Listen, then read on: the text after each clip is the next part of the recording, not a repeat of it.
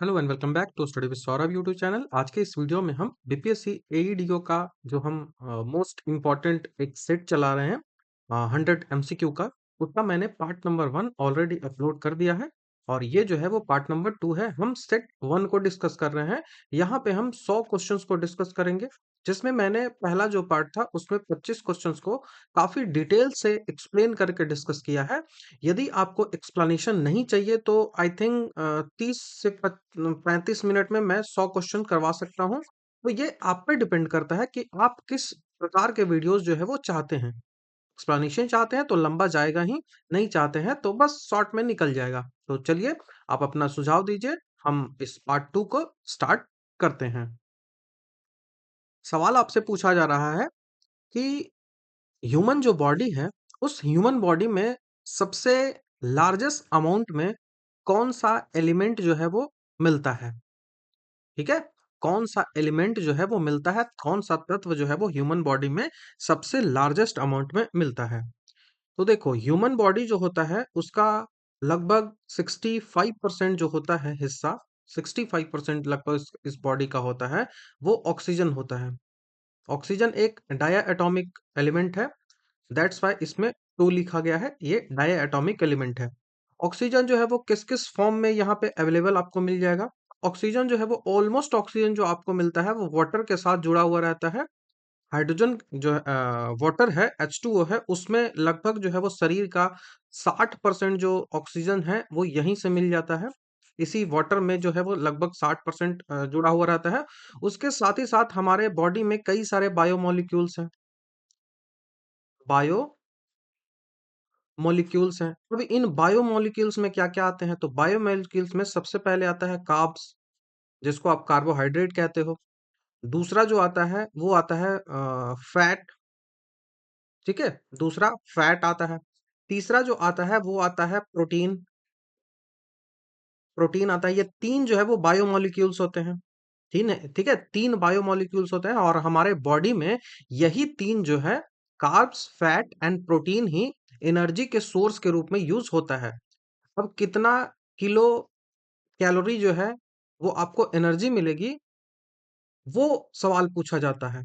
तो यदि आप 1 ग्राम फैट खाते हो, 1 ग्राम यदि आप फैट खाते हो तो आपको कितना किलो कैलोरी एनर्जी मिल जाएगी? आपको जो एनर्जी मिलेगी वो 4 किलो कैलोरी मिलेगी। ठीक है? 4 किलो फैट बोल रहा हूँ ना, तो फैट ऑलमोस्ट आपको 9 के आसपास मिल जाएगी। 9 किलो कैलोरी। आप यदि 1 ग्राम कार्ब्स खाते हो तो आपको 4 किलो कैलोरी मिल जाएगा। और यदि आप 1 ग्राम प्रोटीन खाते हो तो वो 4 किलो कैलोरी जो है वो मिल जाएगा। हमारे बॉडी में तीनों का अमाउंट जो है वो फिक्स होता है। उतना अमाउंट में यदि आप लेते हो इन माइक्रो न्यूट्रिएंट्स को, माइक्रो न्यूट्रिएंट्स बोल रहा हूँ, बायोमोलिक्यूल्स को, तो वो आपका बॉडी जो है वो सही रहेगा। प्रोटीन जो है वो एक बिल्डिंग ब्लॉक के रूप में काम करता है हमारे बॉडी के लिए। फैट जो है वो हमारे बॉडी के लिए स्टोरेज फैट के रूप में काम करता है, एनर्जी स्टोरेज एनर्जी के रूप में काम करता है। और कार्बोहाइड्रेट जो है वो इंस्टेंट एनर्जी के रूप में हमारे बॉडी में काम करता है। हमारे बॉडी में यही 3 जो है वो एनर्जी का सोर्सेस है। मिनरल्स एंड विटामिन्स, ये दोनों जो है वो एनर्जी कभी नहीं देता है, ये आपको ध्यान रखना है। मिनरल्स एंड विटामिन्स हमेशा एनर्जी नहीं देता है, ये आपको ध्यान रखना है। तो ये यही सब जो है वो सोर्सेज होते हैं होने का, ठीक है? अब हमारा जो शरीर होता है, उस शरीर में कैसे-कैसे मिलता है, तो हमारे शरीर में ऑक्सीजन जो है वो सबसे ज़्यादा मिलता है, ठीक है? ऑक्सीजन सबसे ज़्यादा मिलता है, उसके बाद कार्बन मिलता है हमारे शरीर में। उस कार्बन के बाद जो है हमारे शरीर में हाइड्रोजन मिलता है। उस हाइड्रोजन के बाद हमारे शरीर में नाइट्रोजन मिलता है। वो हमारे शरीर में नाइट्रोजन मिलता है। अब देखो, ये आता आखिर कहाँ से? ऑक्सीजन कहाँ से आया? कार्बन कहाँ से आया? हाइड्रोजन कहाँ से आया? नाइट्रोजन कहाँ से आया? तो ये कहाँ से आया? हमारा एनवायरनमेंट है। हमारा जो है एनवायरनमेंट बोल लो, एटमॉस्फेयर है हमारा। हमारा जो है वो एटमॉस्फेयर है, जिसको वातावरण कहते हो। और इस वातावरण में कई सारी गैसेस हैं। इस वातावरण में कई सारी गैसेस है, जैसे 78% जो है वो नाइट्रोजन है। 78% जो है वो नाइट्रोजन है। 21% जो है वो एक ऑक्सीजन है। उसी के साथ साथ कार्बन जो है वो 0.03% है। ये सबसे ज्यादा इंपॉर्टेंट होता है। कार्बन जो है वो डाइऑक्साइड के रूप में होता है यहाँ पे। तो ये सब चीजें आप श्वसन में लेते हो, आप जब ब्रीदिंग करते हो तो उस ब्रीदिंग में आप इन सबको ले लेते हो, इन सबको आपने ब्रीदिंग में ले लिया। अब यही जो है वो ब्रीद किया। अब ब्रीद आप करते हो ना, तो उसका मेन काम सांस लेना, श्वसन जो होता है, रिस्पिरेशन होता है, उसका मेन काम, ये जो आपने हवा ले लिया और सांस खत्म नहीं, रिस्पिरेशन खत्म हो गया, ऐसा नहीं होता। रिस्पिरेशन का काम होता है कि जो भी ग्लूकोज आपने डाइजेशन में लिया है, उन ग्लूकोज को यही जो है वो तोड़ेगा। ब्रीदिंग के टाइम ही ये ग्लूकोज टूटेगा और उस ग्लूकोज से आपको एनर्जी मिलेगी। यही इसका मेन काम होता है, यही आपको एनर्जी देगा। अब यहाँ पे सवाल आपसे पूछा जाएगा कि हमने कितना लिया, 78% नाइट्रोजन लिया, 21% ऑक्सीजन लिया। हर चीजें लेते हैं हम, सिर्फ और सिर्फ ऑक्सीजन नहीं लेते हैं। ऐसा हमारे बॉडी का कोई भी फिल्ट्रेशन वाला सिस्टम नहीं है कि हम वातावरण से, एटमॉस्फेयर से केवल और केवल ऑक्सीजन ले लें। It is not possible. तो क्या करना है, तो इसका अब बॉडी यूज करेगा। तो ये आपने लिया ना, तो इस लेने का जो प्रोसेस है ना, उसको बोलते हैं इंस्पिरेशन। जब आपने बॉडी के अंदर लिया तो उसको बोलते हैं इंस्पिरेशन। अब दूसरा कंडीशन बनेगा कि आपको बॉडी से बाहर निकालना है, तो उसको बोलते हैं एक्सपीरेशन। तो यहीं से सवाल जो है वो आपके एग्जाम में आएगा कि हमने तो इतना इतना ऑक्सीजन लिया, अब कितना कितना हम बॉडी से अपना बाहर निकालते हैं, कितना कितना बॉडी से हम बाहर निकालते हैं, ये सवाल आपसे पूछा जाएगा। तो पहला तो नाइट्रोजन है। नाइट्रोजन का हमारे बॉडी में कोई भी यूज नहीं है। दैट्स वाई पूरा का पूरा 78% जो है वो हम अपने बॉडी से निकाल देते हैं। अब निकालते क्यों है? देखो, गैसों का आदान प्रदान किस लिए होता है? गैस जो है वो एक साइड से दूसरे साइड क्यों जाते हैं? क्योंकि इनका कंसंट्रेशन जो है उस पे ये डिपेंड करता है कि कहाँ पे उनका कंसंट्रेशन ज्यादा है। कंसंट्रेशन ऑलरेडी मैंने आपको बताया है कई सारे क्लासेस में। कंसंट्रेशन मतलब उसकी मात्रा कितनी ज्यादा है, कहाँ। यदि अमाउंट ज्यादा हो तो वो ज्यादा से कम की ओर जाएगा। ठीक है, ज्यादा से कम की ओर जाएगा। यदि यहाँ अमाउंट ज्यादा हो, यहाँ अमाउंट कम हो, तब वो ज्यादा से कम की ओर जाएगा। ठीक है, ज्यादा से कम की ओर जाएगा। ये होता है पूरा कंसेप्ट इसका। तो 78% नाइट्रोजन जो है वो हम बाहर निकाल देते हैं बॉडी से, क्योंकि हमारे बॉडी में इस नाइट्रोजन का कोई भी यूज नहीं है। उसके बाद जो है वो दूसरा काम आता है कि हम ऑक्सीजन का निकाल दे रहे हैं। ऑक्सीजन हम कितना निकालेंगे? ऑक्सीजन में हम 17% जो ऑक्सीजन है वो निकाल देते हैं। और हम यूज कितना करते हैं ऑक्सीजन? सवाल यहां से पीवाईक्यू है। हम यूज करते हैं, 21 में से 17 घटाओगे तो 4% ऑक्सीजन का हम यूज कर लेते हैं। ये ऑक्सीजन का यूज हम कहाँ करते हैं? तो फूड को तोड़ने में करते हैं। फूड जो है, डाइजेशन जो है, डाइजेशन के बाद उसको तोड़कर उससे एनर्जी निकालने में करते हैं। ठीक है। दूसरी बात आपको आई कि कार्बन डाइऑक्साइड का आखिर क्या होता है, इसका क्या झोल है। तो कार्बन डाइऑक्साइड हम निकालते हैं लगभग 4%। लगभग 4% आप कार्बन डाइऑक्साइड निकालते हो, तो आपके दिमाग में सवाल आएगा कि 0.03% हमने लिया कार्बन डाइऑक्साइड, लेकिन हम निकाल रहे हैं 4%। How it is possible? तो ये पॉसिबल ऐसे है कि जब आपने डाइजेशन के समय, आपका जो डाइजेशन है वो एक्सोथर्मिक प्रोसेस है। आपका जो डाइजेशन होता है वो एक्सोथर्मिक प्रोसेस होता है। इस डाइजेशन के समय फूड जो होता है, फूड से भी कार्बन डाइऑक्साइड जो है वो निकलता है। डाइजेशन के प्रोसेस में भी फूड से कार्बन डाइऑक्साइड जो है वो निकलता है, और उसी कार्बन डाइऑक्साइड यहाँ पे ये जुड़ा हुआ है। तो 4% हम कार्बन डाइऑक्साइड जो है वो अपने बॉडी से बाहर निकाल देते हैं। तो ये सवाल जो है वो पूछा गया है कई बार एग्जामिनेशन में। ठीक है, कई बार एग्जामिनेशन में सवाल यहाँ से पूछा गया है। आपको मैंने पिछली जो क्लास था वहां पे भी बताया था कि मेडुला ऑब्लांगाटा जो है वो रिस्पिरेशन को भी कंट्रोल करता है, आपको याद रखना है। ठीक है। और श्वसन जो है, रिस्पिरेशन जो है वो एक कैटाबोलिक प्रक्रिया है। ठीक है, कैटाबोलिक प्रोसेस है जिसमें जो है वो वेट है उसमें कमी आती है। सवाल पीवाई क्यों पूछा गया था कि एक नॉर्मल जो ह्यूमन बॉडी होती है, एक वयस्क यदि मनुष्य की बात करें, तो उसका जो है वो पर मिनट वो कितना सांस लेता है? तो पर मिनट वो 12 से 15, 12 से 15 पर मिनट वो सांस लेता है। ये सवाल जो है वो पूछा गया है। वही आपसे 72 बार जो है वो धड़कन धड़कता है, इससे कभी कंफ्यूज मत करिएगा। ठीक है, 12 से 15। यदि आपको चाइल्ड में पूछ लिया जाए कि चाइल्ड में क्या होता है, तो चाइल्ड जो है वो श्वसन जल्दी जल्दी करता है, जिस कारण से चाइल्ड का जो श्वसन रेट होता है वो कितना होता है, वो होता है 44 पर मिनट। ठीक है, 1 मिनट में वो 44 बार सांसें जो है वो लेगा, ये आपको ध्यान रखना है। मछली जो है वो सांस लेती है गिल से, मेढक जो है वो स्किन और लंग्स दोनों से लेता है। ठीक है, स्किन और लंग्स दोनों से लेता है क्योंकि वो एम्फीबियन है। स्किन से जब लेगा तो वो एस्टिवेशन कहलाता है, और स्किन से ही जो है लेगा तो वो हाइबरनेशन भी कहलाएगा। तो एस्टिवेशन और हाइबरनेशन दोनों कहा जाता है। तिलचट्टा जो है वो स्किन से लेता है। ये सब मैंने ऑलरेडी बताया। हाइड्रा का जो ब्लड होता है, हाइड्रा में जो है ब्लड नहीं होता है। हाइड्रा जो है उसके पास ब्लड नहीं होता, ये आपको ध्यान रखना है। हमारी बॉडी में जब आप हाइट की ओर बढ़ते हो, जब आप अपना हाइट इंक्रीज, जो पहाड़ पे यदि आप चढ़ रहे हो, तो वहां पे क्या होगा, वहां पे होगा कि आपको ऑक्सीजन बहुत ज्यादा जरूरत होगी, आपको एनर्जी बहुत ज्यादा जरूरत होगी। अब जैसे ही आप हाइट पे चढ़ोगे तो आपको एनर्जी की जरूरत है, और एनर्जी मिलेगा कहाँ से, तो एनर्जी फूड से मिलेगा। अब फूड तो डाइजेस्ट हो चुका है, लेकिन उस फूड को तोड़ेगा कौन, तो उसको तोड़ने के लिए जो है वो चाहिए क्या, उसको तोड़ने के लिए हवा चाहिए। तो इस कारण से जैसे ही आप ऊपर जाते हो ना, जैसे ही आप हाइट पे जाते हो, तो वहां पे आपको आरबीसी जो है वो इंक्रीज हो जाता है। वहां पे आपकी जो आरबीसी है वो इंक्रीज हो जाता है। क्यों इंक्रीज हो जाता है? क्योंकि आपको ऑक्सीजन की कमी हो रही है, आपको फूड की कमी हो रही है। अब इस ऑक्सीजन को ज्यादा आपको लेना है, दैट्स वाई आप जो है वो जल्दी जल्दी सांसें लेने लगते हो। इसी कारण से आरबीसी जो है वो इंक्रीज होता है और आप सांसें जल्दी जल्दी लेना स्टार्ट कर देते हो। ठीक है, तो ये आपको ध्यान रखना है। एक सवाल जो है वो पूछा गया था एग्जामिनेशन में, नोट करके आपको लिखना है कि ह्यूमन जो बॉडी है उसमें हीमोग्लोबिन की मात्रा कितनी होनी चाहिए। हीमोग्लोबिन सीधा सा मतलब है कि ब्लड की मात्रा। हीमो जो ग्लोबिन है वो दो पार्टों से बना हुआ है, एक ग्लोबिन प्रोटीन है, और हीम जो है वो पिगमेंट होता है, जहाँ पे आयरन के कारण इसका जो है वो पिगमेंट है। ठीक है, हीम जो है वो यहाँ पे आयरन होता है।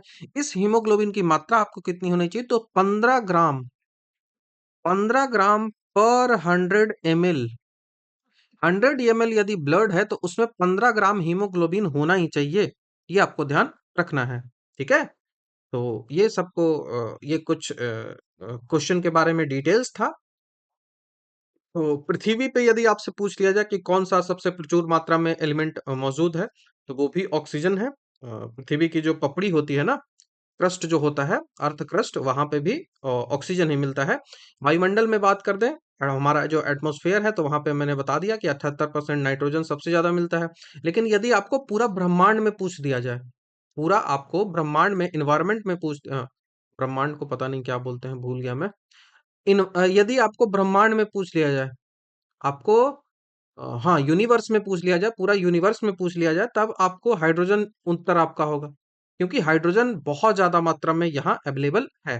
तो यहाँ से हमारा आंसर क्या बनेगा, अभी तो हमारा आंसर यहाँ से ऑक्सीजन बन जाएगा। Option number B, option number B हमारा यहाँ से आंसर बन जाएगा। ठीक है, नेक्स्ट क्वेश्चन की ओर बढ़ते हैं। हमारा सवाल है कि which statement is true regarding light. Light को लेकर, प्रकाश को लेकर कौन सा कथन जो है वो हमारा सही है, ये आपसे पूछा जा रहा है। तो प्रकाश जो है वो एक इलेक्ट्रोमैग्नेटिक वेव है। प्रकाश जो है वो एक इलेक्ट्रोमैग्नेटिक वेव है। प्रकाश एक जो है वो अनुप्रस्थ इलेक्ट्रोमैग्नेटिक तरंग है, ये सही है। प्रकाश जो है वो एक अनुप्रस्थ इलेक्ट्रोमैग्नेटिक जो वेव है, ये आपको ध्यान रखना है, अनुप्रस्थ है, जिसे यात्रा करने के लिए किसी मीडियम की आवश्यकता नहीं होती। यदि आपको प्रकाश को ले जाना है इधर से उधर, तो उसके लिए मीडियम की आवश्यकता नहीं है, वो निर्वात में भी जा सकता है। ठीक है, वो वैक्यूम में भी जा सकता है, तो इसके लिए कोई भी माध्यम की आवश्यकता नहीं होती है। ठीक है, दूसरा कि जो लाइट है वो पार्टिकल का नेचर है, उसका लाइट का जो है वो पार्टिकल के नेचर के रूप में होता है, इट हैज पार्टिकल नेचर। तो हाँ, प्रकाश जो है वो कण की प्रकृति भी होती है, जिसको फोटोन का जो सिद्धांत दिया गया था ना, फोटोन जो दिया गया था वो है। ठीक है, फोटोन जो है वो पार्टिकल के रूप में, मतलब कहा गया था कि लाइट जो एक दूसरे से जाती है, एक जगह से दूसरे जगह जब जाती है, तो लाइट जो है वो ऐसा नहीं है कि पूरी लाइट ऐसे चली गई, पूरी लाइट ऐसे चली गई, नहीं।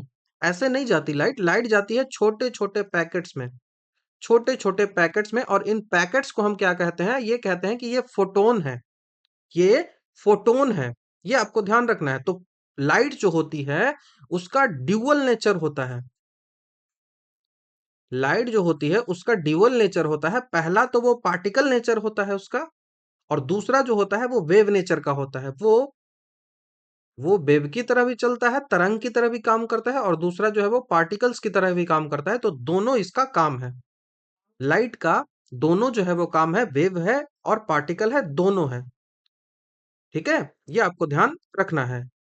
उसके बाद ये सही हो जाएगा तो पहला स्टेटमेंट भी सही, दूसरा स्टेटमेंट भी सही। उसके बाद है कि यह ऊर्जा का एक रूप है, तो light is a form of energy, तो ये तो सही है ही। ठीक है, प्रकाश जो है वो एक प्रकार का विकिरण ऊर्जा है, तो हमें वस्तुओं को देखने में ये मदद करता है, तो एक रेडिएशन वाला ये ऊर्जा है। जो प्रकाश का वेव प्रकृति की यदि हम बात करें कि कैसे हम प्रूफ करेंगे कि प्रकाश जो है वो वेव है, तो इसके लिए आप व्यतिकरण प्रोसेस जो होता है, विवर्तन प्रोसेस जो होता है, पोलराइजेशन जो होता है, ठीक है, तो ये सब इसका प्रोसेस होता है। अब ये जो प्रकाश जो है, लाइट जो है, वो फोटोन की तरह चलता है, पार्टिकल्स के छोटे छोटे पार्टिकल्स में चलता है। ये बताया कौन था पहली बार? तो ये जो है वो आइंस्टाइन ने बताया था। आइंस्टाइन ने इस बारे में बताया था। यदि पार्टिकल के वेव जो है उसकी हम बात करें कि वेव आखिर कैसे है, किस कंडीशन में है, तो ये एक विद्युत चुंबकीय सिद्धांत पर चलता है, इलेक्ट्रोमैग्नेटिक वेव पे चलता है, ये पहले मैंने बताया है। इसमें देखो रिफ्लेक्शन होता है, रिफ्रैक्शन होता है, वो सीधी माध्यम में चलता है, उसमें विवर्तन होता है, उसमें व्यतिकरण होता है, उसमें ध्रुवीकरण होता है, ये सब चीजें यहाँ पे मिलती है। कण की बात करें तो वो प्रकाश का जो है वो फोटोन सिद्धांत जो कि आइंस्टाइन ने दिया, ये जो है वो विद्युत प्रभाव, क्रॉम्पटन जो इफेक्ट होता है, इन सबको ये दिखाता है। ठीक है, क्रॉम्पटन जो इफेक्ट होता है इन सबको ये दिखाता है, तो ये आपको ध्यान रखना है। सवाल ये भी पूछा जाता है कि आइंस्टाइन ने जो प्रकाश का जो फोटोन का सिद्धांत था वो कब दिया था, प्रकाश को क्वांटाइज कब किया था, तो वो दिया था इन्होंने 1905 में। ये डेट्स भी पूछी जाती है, ये ईयर भी पूछा जाता है। दैट्स वाई आपको ईयर भी याद रखना है, क्योंकि सवाल यहाँ से पूछा जाता है। नेक्स्ट सवाल हमसे पूछा रहा है कि निम्नलिखित में से कौन जो है वो सही सुमेलित नहीं है, which of the following is not correctly matched. आपसे पूछा रहा है कि कॉफी बोर्ड भारत का कहाँ है। कॉफी बोर्ड भारत का कहाँ है, तो कॉफी बोर्ड बेंगलोर में है। कोई समस्या ही नहीं है इसमें। बाबा बुदन की पहाड़ी है, वहीं पे कॉफी जो है वो उत्पादन किया जाता है। पहली बार वहीं पे जो जो कॉफी है वो उत्पादन भी किया गया था। उसके बाद आपसे रबर बोर्ड के बारे में पूछ रहा है, तो रबर बोर्ड जो है वो कोट्टायम में है। रबर बोर्ड जो है वो कोट्टायम में है। और केरल जो है वो भारत का सबसे बड़ा रबर उत्पादन भी करता है, तो ये आपको ध्यान रखना है रबर बोर्ड के बारे में। और भारत में कर्नाटक जो है वो सबसे ज्यादा कॉफी की उत्पादन करता है। कॉफी भारत में बेसिकली दो टाइप के मिलते हैं। पहला जो है वो अरेबिका होती है, दूसरा जो होता है वो रोबस्टा होती है। सीजीएल में सवाल पूछा गया था कि कौन सी मात्रा सबसे ज्यादा होती है, तो अरेबिका की मात्रा सबसे ज्यादा भारत में होती है, अरेबिका कॉफी सबसे ज्यादा मिलता है। तो ये आपको दोनों ध्यान रखना है। उसके बाद जो है वो टी बोर्ड की एस्टेब्लिशमेंट की बात करें, तो टी बोर्ड जो है वो कोलकाता में है।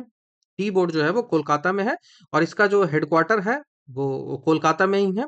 ठीक है, इसका इसका जो हेडक्वार्टर है वो भी कोलकाता में ही है। तो आपको ये यही गलती हो गया कि तंबाकू बोर्ड कहाँ है, तो तंबाकू बोर्ड जो है ना वो कोचीन केरल में नहीं है। तंबाकू बोर्ड जो है वो गुंटूर में है। वो गुंटूर में है, जो कि आंध्र प्रदेश में है। वो आंध्र प्रदेश में है, ये आपको ध्यान रखना है। और एक्स्ट्रा मैं यदि बात करूं तो भारत में यदि आपसे पूछा जाए कि मसाला बोर्ड कहाँ है, तो वो कोची में है। कोची जो आपको दिया हुआ है, यहाँ पे मसाला बोर्ड है। कई सारे बोर्ड्स हैं जो आपको याद रखना पड़ता है। ठीक है, जैसे चावल के लिए अनुसंधान संस्थान जो है वो कहाँ है, तो वो उड़ीसा में है। आलू के लिए कहाँ है, तो वो शिमला में है। ये सब सवाल आपसे पूछा जाएगा, तो इन सबको आपको ध्यान रखना है। ठीक है, ये सब आपको ध्यान रखना पड़ेगा। और तंबाकू के सबसे अधिक उत्पादन की बात कर दें, तो तंबाकू का सबसे अधिक उत्पादन जो है वो भारत में आंध्र प्रदेश में होता है। अफीम को लेकर दो चीजें इंपॉर्टेंट है जो पूछा जाता है। पहला आपसे पूछा जाएगा गोल्डन ट्रायंगल, और दूसरा आपसे पूछा जाएगा गोल्डन क्रेसेंट। तो ये दो सवाल आपसे पूछा जाएगा कभी भी, तो आपको याद रखना है गोल्डन ट्रायंगल और गोल्डन क्रेसेंट। ये सवाल जो है वो ऑलरेडी पीवाईक्यू में पूछा गया है, बिहार एसआई में। तो दोनों में कौन-कौन से कंट्री आते हैं, उनको आपको ध्यान रखना होगा। तो एकदम याद रखिएगा, पहला जो है वो गोल्डन ट्रायंगल की बात आती है तो यहाँ पे 3 कंट्री है। पहला जो है वो म्यांमार है, दूसरा जो है वो लाओस है और तीसरा जो है वो थाईलैंड है। ठीक है? तो एमटीएल याद रख लो या फिर एमएलटी याद रख लो, जो भी आपको याद रखना है, जैसे भी आपको याद रखना है आप रख लो। म्यांमार, थाईलैंड और लाओस। म्यांमार, थाईलैंड और लाओस। तो ये गोल्डन ट्रायंगल है जो कि अफीम के लिए इंपॉर्टेंट है। उसी तरह से गोल्डन क्रेसेंट है। गोल्डन क्रेसेंट भी अफीम के लिए इंपॉर्टेंट है, जहाँ पे बहुत ज्यादा अफीम का उत्पादन होता है। ये कहाँ कहाँ है? तो ये अफगानिस्तान में है। ये अफगानिस्तान में है। दूसरा जो है वो ईरान में है। अफगानिस्तान, ईरान और तीसरा जो है वो पाकिस्तान में है। ठीक है? तीसरा पाकिस्तान में है। एपीआई से याद रख लो, आईपीए से याद रख लो, पीआईए से याद रख लो, जैसा भी करके आपको याद होता है, बस याद कैसे भी करके आपको रखना है। यहाँ पे एक और सवाल जो है वो अभी रिसेंट में आया है, क्योंकि मोदी जो है वो ना, वो ब्राजील गए थे। तो यहाँ पे आपको लिथियम ट्रायंगल भी आपसे पूछा जा सकता है कि लिथियम ट्रायंगल में कौन कौन से कंट्री जो है वो आते हैं। लिथियम ट्रायंगल है वो, उसमें कौन कौन से कंट्री जो है वो आते हैं। तो यहाँ पे तीनों कंट्री का नाम याद रखो। पहला जो है वो अर्जेंटीना है। पहला जो है वो अर्जेंटीना है। दूसरा जो है वो बोलीविया है। बोलीविया है। तीसरा जो कंट्री यहाँ पे आता है वो चिली है, जिसका सेंटियागो राजधानी है। तो अर्जेंटीना को ए से याद रख सकते हो, बोलीविया को वी से और चिले को सी से। तो ए बी सी करके भी आप इस ट्रायंगल को याद रख सकते हो। लिथियम ट्रायंगल इसको कहा जाता है। अर्जेंटीना जो है उसके पास लिथियम का बहुत बड़ा भंडार है। इस भंडार में वो दुनिया में शीर्ष देशों में आता है। बोलीविया जो है वो दुनिया का सबसे बड़ा लिथियम संसाधनों में से एक है। लेकिन इसका उत्पादन जो बोलीविया में है वो काफी लिमिटेड है। और जो चिली है वहां पे भंडारण भी अच्छा है और उसका उत्पादन भी अच्छा है। यहीं पे चिली में ही जो है वो आटाकामा मरुस्थल भी है, जहाँ पे नाइट्रेट भी मिलता है। तो ये भी आपको ध्यान रखना है। आटाकामा एक शुष्क मरुस्थल है, तो ये ध्यान रखना है। तो ये सब चीजें आपको ध्यान रखनी है। तो यहाँ से हमारा आंसर ऑप्शन नंबर डी बन जाएगा। तो आंसर डी होगा। 29 की बात करते हैं।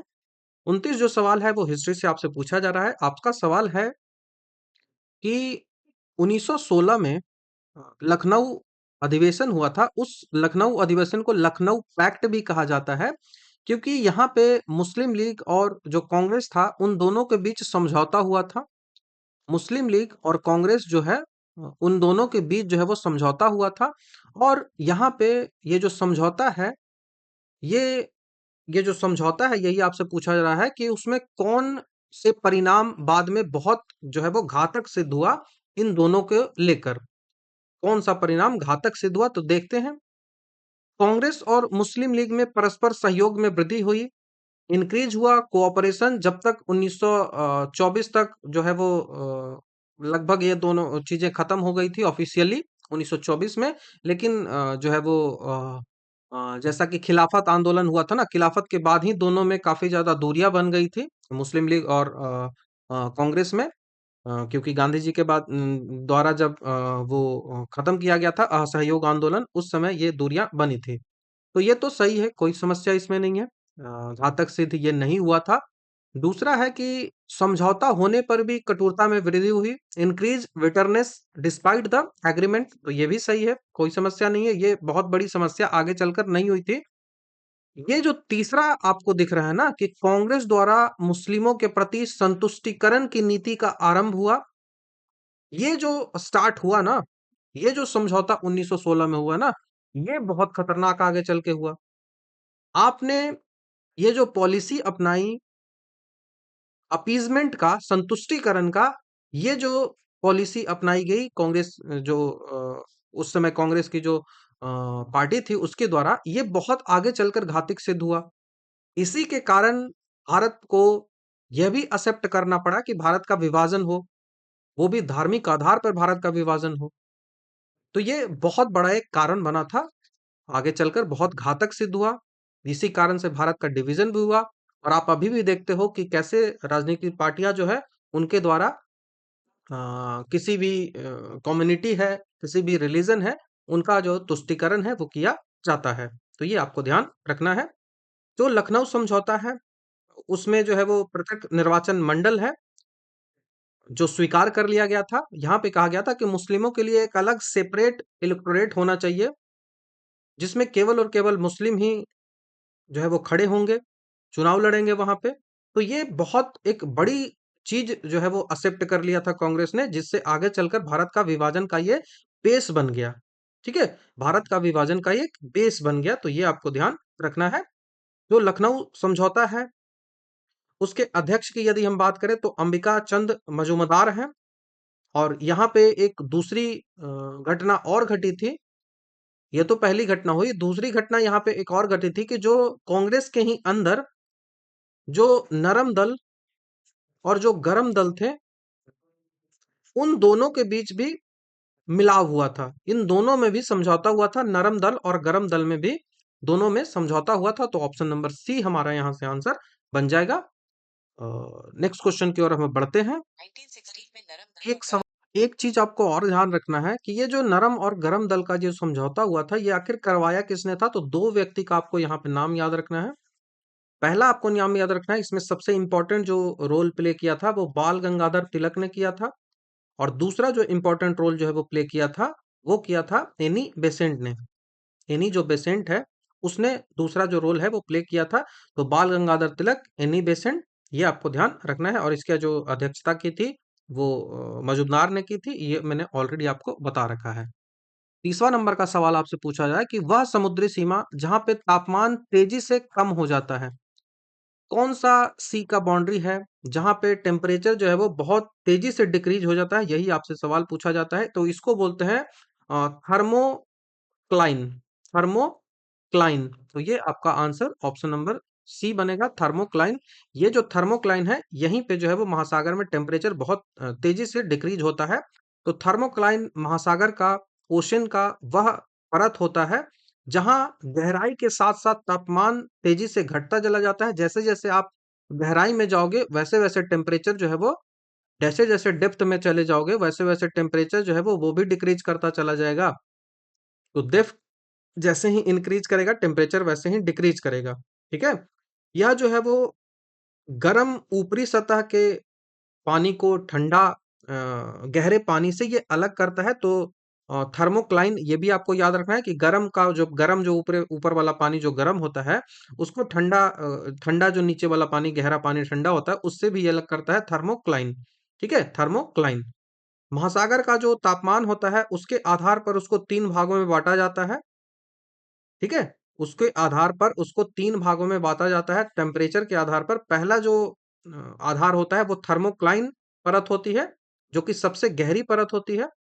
ठीक है, थर्मोक्लाइन जो है वो पहली परत होती है, जो कि सबसे गहरी परत होती है। थर्मोक्लाइन जो होती है वो उष्ण कटिबंधीय जो क्षेत्र है वहां पे आपको देखने को मिलती है।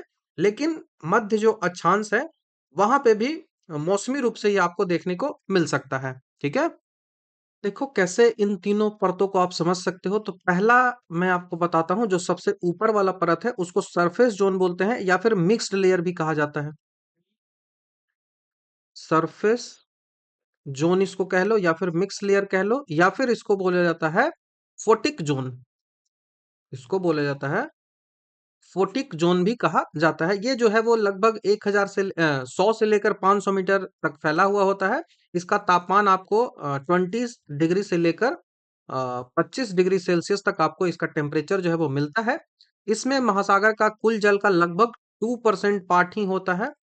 ठीक है, महासागर का कुल जल का लगभग 2% होता है। और इस परत में तापमान और लवणता जो है वो काफी स्थिर होती है, मतलब टेम्परेचर और उसकी जो लवणता होती है, अ, कितना वो सॉल्टी उस वो है, कितना वो वेस उसमें है, उसकी वो होता है। दूसरा जो है वो थर्मोक्लाइन आता है। थर्मो थर्मोक्लाइन है। थर्मोक्लाइन जो जोन होता है वो दूसरे नंबर पे आता है। यह सतही परत के ठीक नीचे होता है, मतलब इसका हाइट जो है वो 500 मीटर से लेकर 1000 मीटर तक जाती है। और इसमें तापमान बहुत तेजी से गिरता है। इसी जो एरिया है, इसमें तापमान जो है वो बहुत तेजी से नीचे जाता है। ये आपको ध्यान रखना है। यह परत ऑलमोस्ट जो है वो 18% जो महासागर है उसका पार्ट जो है वो ये लगता है।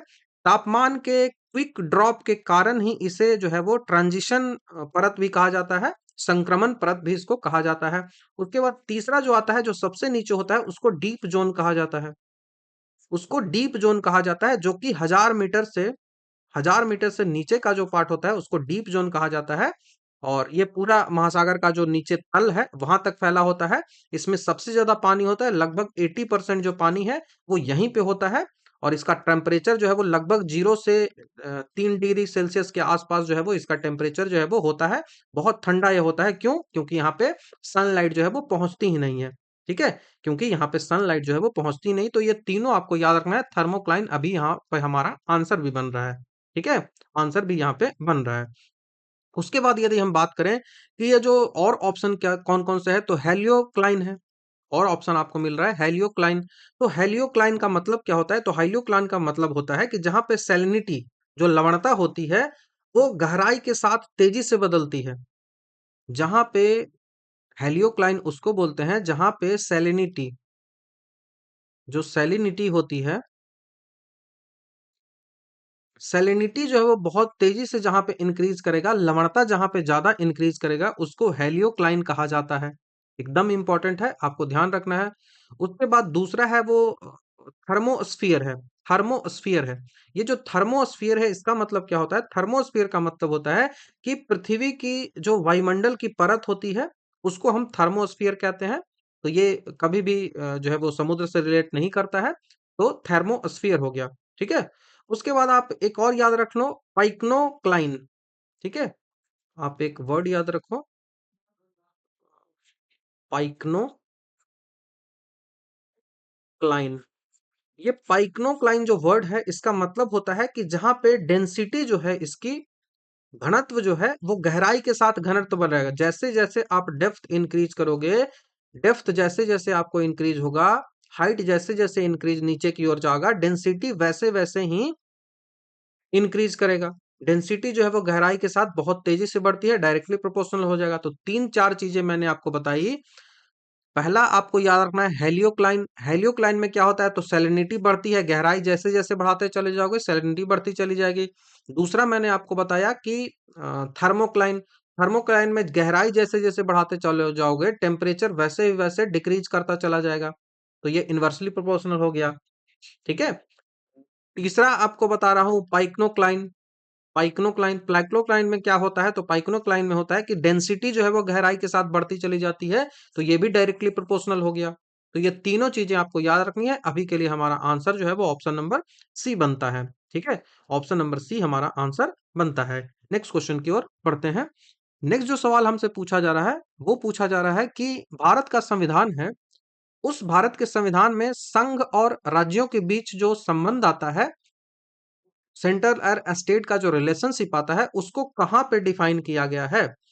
भारतीय संविधान के किस पार्ट में इसको जो है वो डिफाइन किया गया है?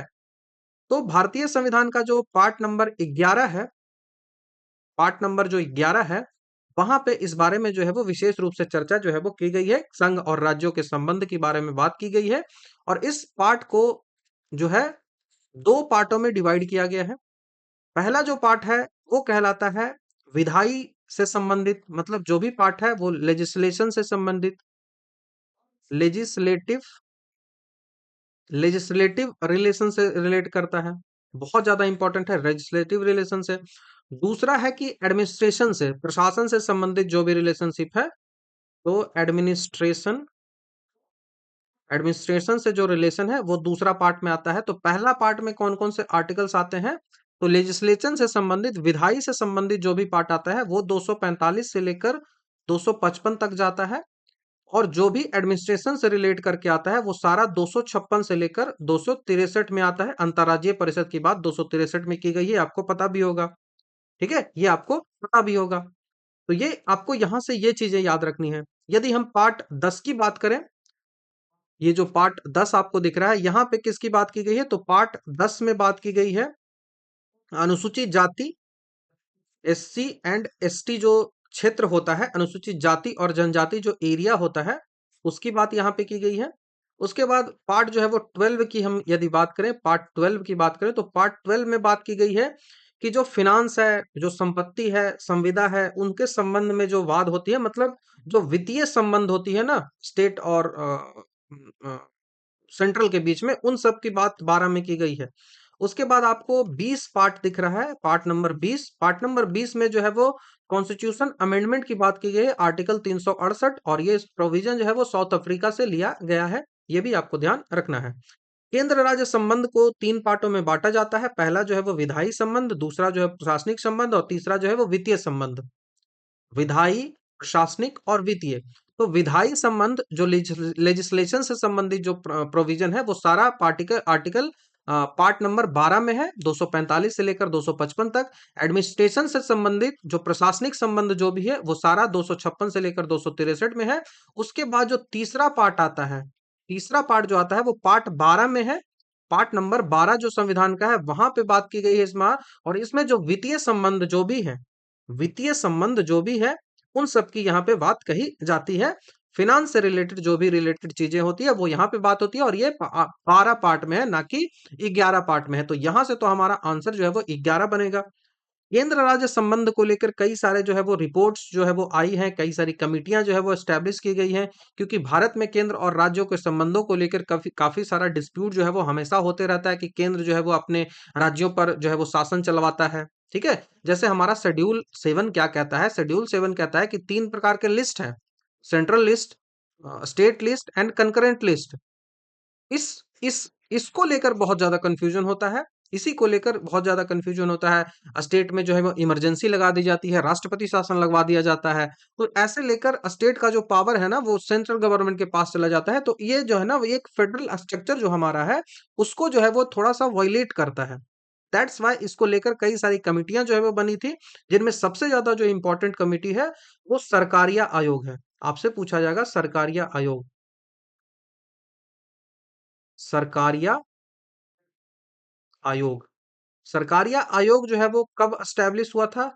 ये सवाल आपसे एग्जामिनेशन में पूछा जाएगा। तो 1983 में ये एस्टेब्लिश हुआ था। सरकारिया आयोग की रिपोर्ट जो आई थी, वो आई थी 5 वर्षों के बाद 1988 में। इसने कई सारे रिकमेंडेशंस किए थे, जैसे कि सबसे पहले तो यही पूछा जाएगा कि किसके द्वारा एस्टेब्लिश किया गया था? तो केंद्र सरकार के द्वारा किया गया था।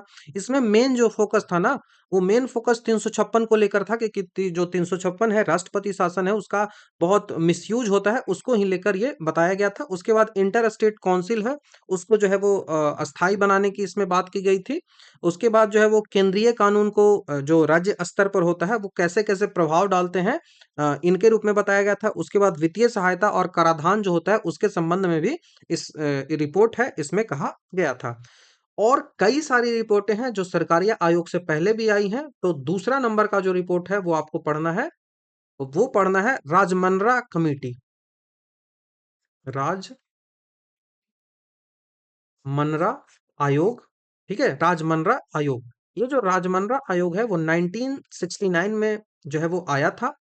राजमनरा जो आयोग है, वो 1969 में आया था। और इस जो राजमनरा आयोग है, इसने अपनी रिपोर्ट जो है वो 1969 में ही दी थी। और केंद्र राज्य संबंधों को लेकर यह जो समिति थी, वो तमिलनाडु गवर्नमेंट के द्वारा एस्टेब्लिश किया गया था। तमिलनाडु जो गवर्नमेंट है, उसके द्वारा ये एस्टेब्लिश किया गया था। और इसमें भी इंटर स्टेट काउंसिल है, उसकी एस्टेब्लिशमेंट की बात की गई थी। राज्यपाल का जो शासन होता है, जिसे राष्ट्रपति शासन आप कहते हो, उसको लेकर भी इसमें बात की गई थी।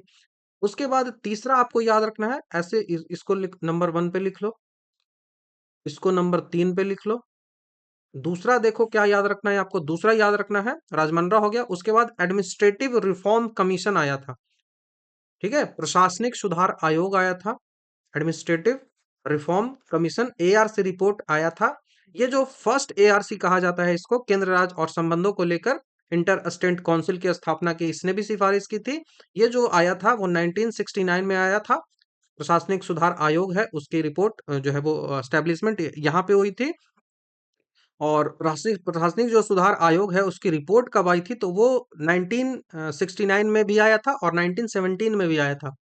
2 बार ये रिपोर्ट जो है वो आए थे, ठीक है, 1969 और 1970 में। इसमें जो है वो रिपोर्ट दी थी, वार्षिक रिपोर्ट दी थी। जिसमें केंद्र और राज्य का जो संबंध है उसको लेकर कई सारे जो सुझाव है वो दिए गए थे। तो एकदम एग्जैक्ट जो चीजें हैं वो सारी आपको करते चली जानी है। ठीक है। वो सारी आपको करते चली जानी है। उसके बाद जो लास्ट आयोग आपको याद रखना है, 3 तक हो गया, चौथा आपको याद रखना है वो पुंछी आयोग याद रखना है। पुंछी आयोग याद रखना है, ये 2007 में एस्टेब्लिश हुआ था और इसने अपनी रिपोर्ट जो है वो 2010 में इसने दिया था। 2010 में इसने दिया था। इसने केंद्र और राज्य संबंध में जो बदलाव आए थे और नए जो मुद्दे थे जैसे कि निजीकरण हो गया, प्राइवेटाइजेशन हो गया, सोशल इकोनॉमिक जो एस्पेक्ट्स हो गया, उनको लेकर ये बेसिकली गठित किया गया था, एस्टेब्लिश किया गया था। और राज्यों के अधिकारों का संरक्षण करना इसका काम था। संवैधानिक स्पष्टता को इसने आवश्यक रूप से बताया। संघ जो सरकार है उसकी नीतियों को राज्यों की पूर्व सलाह और सम्मति को अनिवार्य करने पे इसमें बात की गई थी। तो ये सब चीजें यहाँ पे कहा गया था जिससे केंद्र और राज्यों के बीच जो संबंध है वो अच्छा हो सके, इसके बारे में यहाँ पे बात जो है वो की गई थी। तो ये सब आपको ध्यान रखना है, सवाल जो है वो पूछा जाता है, दैट्स वाई आपको याद रखना है। देखो यहाँ पे एक और चीज आपको याद रखनी है कि ये जो आप प्रशासनिक आयोग देख रहे हो, एआरसी जो देख रहे हो, इसको एआरसी वन कहा जाता है। एआरसी वन कहा जाता है। ये प्रशासनिक सुधार आयोग जो है, एडमिनिस्ट्रेटिव रिपोर्ट जो काउंसिल है, ये वन था।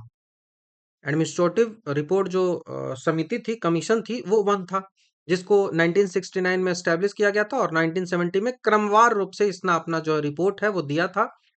देखो सवाल ये पूछा जाता है ना कि इसके हेड कौन है।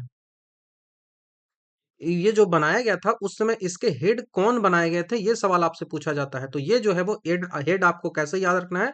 तो हेड दो व्यक्ति थे। दो व्यक्तियों का नाम आपको याद रखना है। पहला नाम आपको याद रखना है मोरारजी देसाई। मोरारजी देसाई, पहला नाम आपको मोरारजी देसाई याद रखना है। मोरारजी देसाई को इसको जो है इनको ही जो है वो अध्यक्ष इसका बनाया गया था, इसका हेड जो है वो बनाया गया था।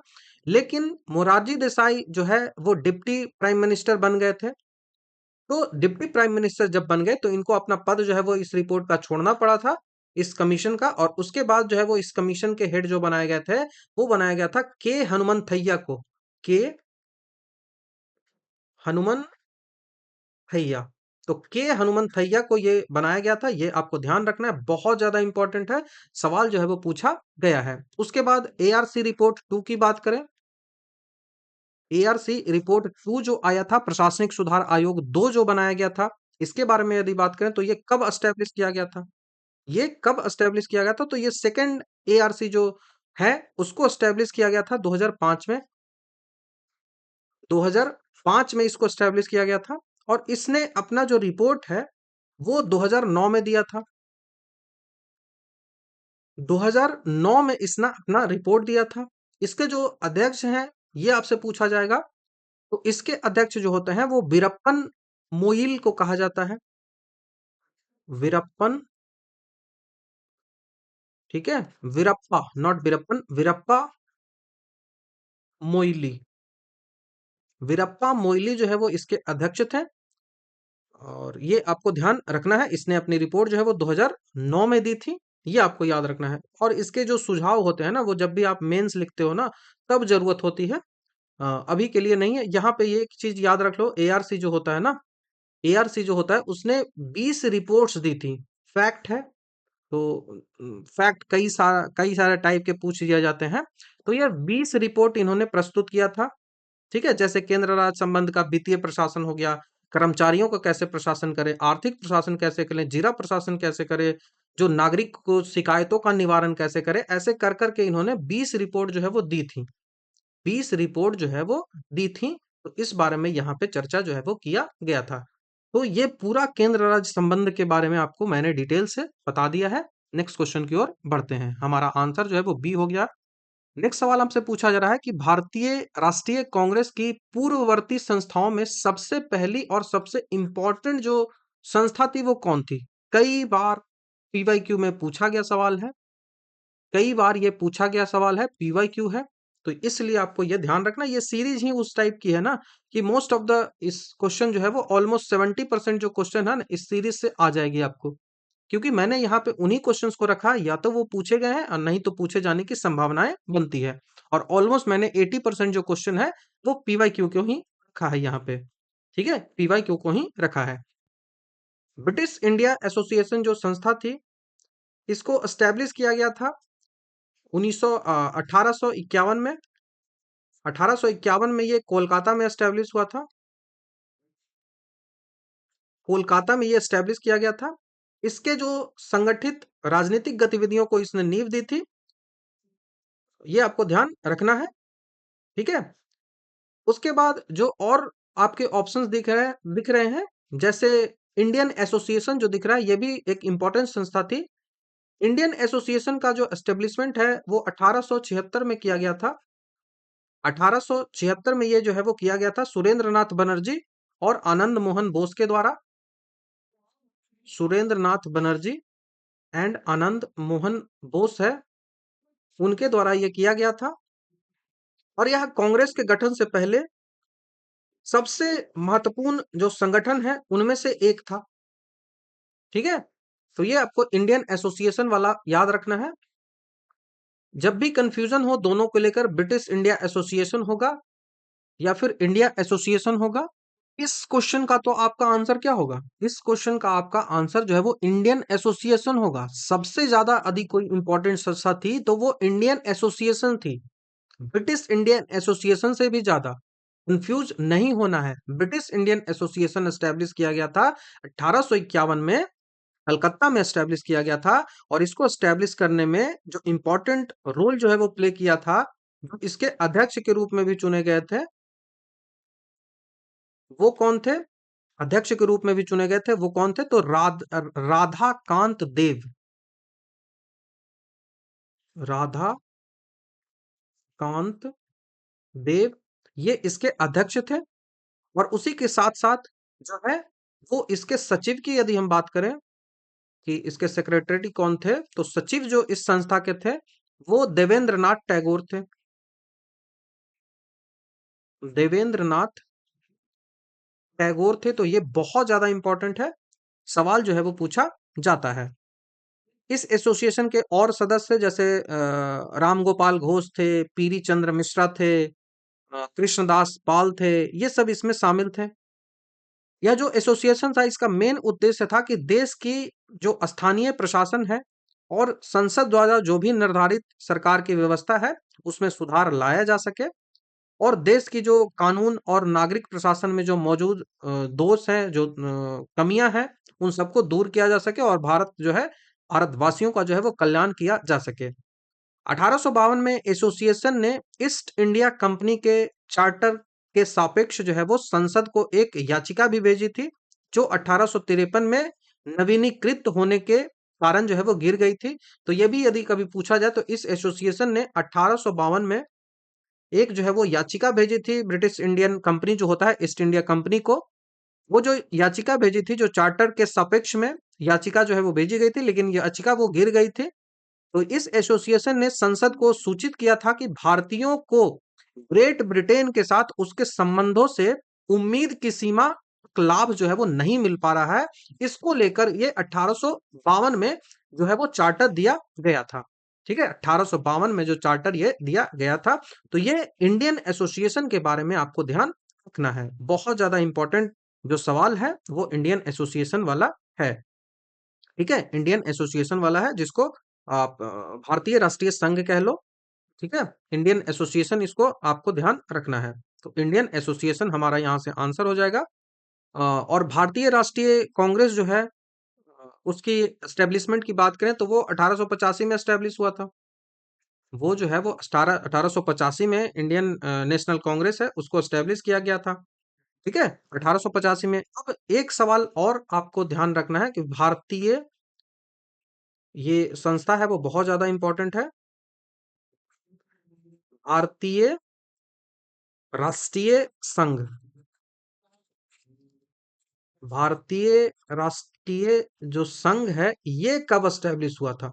तो भारतीय राष्ट्रीय जो संघ है, भारतीय राष्ट्रीय जो संघ है वो 1876 में सुरेंद्र नाथ बनर्जी और आनंद मोहन बोस के द्वारा एस्टेब्लिश किया गया था। सुरेंद्र नाथ बनर्जी एंड आनंद मोहन बोस के द्वारा ये एस्टेब्लिश किया गया था, ठीक है। आनंद मोहन बोस के द्वारा ये एस्टेब्लिश किया गया था। ठीक है। तो ये भारतीय राष्ट्रीय जो संघ है, जिसको इंडियन एसोसिएशन भी कहा जाता था, 1876 में ब्रिटिश जो मतलब सुरेंद्रनाथ बनर्जी और आनंद मोहन बोस के द्वारा ये स्टैब्लिश किया गया था, जो हमारा आंसर है। ठीक है।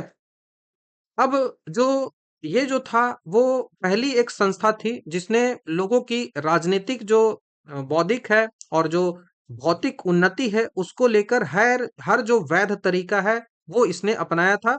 एसोसिएशन ने देश के सभी हिस्सों में शिक्षित भारतीयों और नागरिक जो नेता थे, उनको आकर्षित किया था। यह स्वतंत्रता के लिए, भारत की आकांक्षाओं के लिए जो है वो एक महत्वपूर्ण मंच जो है वो बन गया था। बाद में इसका जो है वो भारतीय राष्ट्रीयकरण जो भारतीय राष्ट्रीय कांग्रेस है, उसमें विलय भी कर दिया गया था। ठीक है, विलय भी कर दिया गया था, ये भी आपको ध्यान रखना है। तो ब्रिटिश इंडिया एसोसिएशन को हमने डिस्कस कर लिया, और हमने इंडियन एसोसिएशन को हमने डिस्कस कर लिया। ये बहुत ज्यादा इंपॉर्टेंट क्वेश्चन था। सवाल यहाँ से पूछा जाता है, तो आपको याद होना चाहिए। ठीक है। यदि हम और कुछ की बात करें, जैसे सबसे पहली संस्था का भी आपसे पूछ लिया जाए, तो 1838 में एक सबसे पहली संस्था स्टैब्लिश की गई थी, जिसको क्या कहा जा रहा था, land holder society. Land holder society इसको कहा जाता था, लैंड होल्डर सोसाइटी इसको कहा जाता है। ये आपको ध्यान रखना है, ये सबसे पहली संस्था थी। ये सबसे पहली संस्था थी, ये आपको ध्यान रखना है। भारत में पहली यदि राजनीतिक संस्था की बात करें कि पहली जो पॉलिटिकल जो इंस्टीट्यूशन है, वो कौन था, तो पहली पॉलिटिकल इंस्टीट्यूशन की जब भी बात आपसे की जाए, तो आपको लिखना है बंग भाषा प्रकाश सभा। बंग भाषा प्रकाशक सभा। बंग भाषा प्रकाशक सभा जो है वो एक पॉलिटिकल राजनीतिक संस्था थी सबसे पहली, जो कि 1836 में एस्टेब्लिश हुआ था। ये 38 से पहले। ठीक है, 38 से पहले। लैंड होल्डर सोसाइटी जो थी, वो पहली संगठित राजनीतिक संस्था थी। ये जो था, वो एक पहली संगठित संगठित जो है वो पॉलिटिकल जो सेंटर था, पॉलिटिकल संस्था थी। लेकिन ये जो है वो पहली पॉलिटिकल संस्था थी, ये आपको ध्यान रखना है। बहुत ज्यादा ये इंपॉर्टेंट क्वेश्चन था। ऑप्शन नंबर सी हमारा यहाँ से आंसर बन जाएगा। ठीक है। 33 नंबर का सवाल आपसे पूछा जाए कि स्वराज पार्टी जो है, उसका गठन किस आंदोलन की असफलता के बाद हुआ था। तो देखो, असहयोग आंदोलन जो था, नॉन कोऑपरेशन जो मूवमेंट था, वो जो है वो गांधी जी ने बंद कर दिया था। जो असहयोग आंदोलन था, उसको गांधी जी ने बंद कर दिया था। तो असहयोग आंदोलन जब गांधी जी ने बंद किया, क्योंकि चौरी चौरा का घटना जो है वो 4 फरवरी 1922 को हो गया था।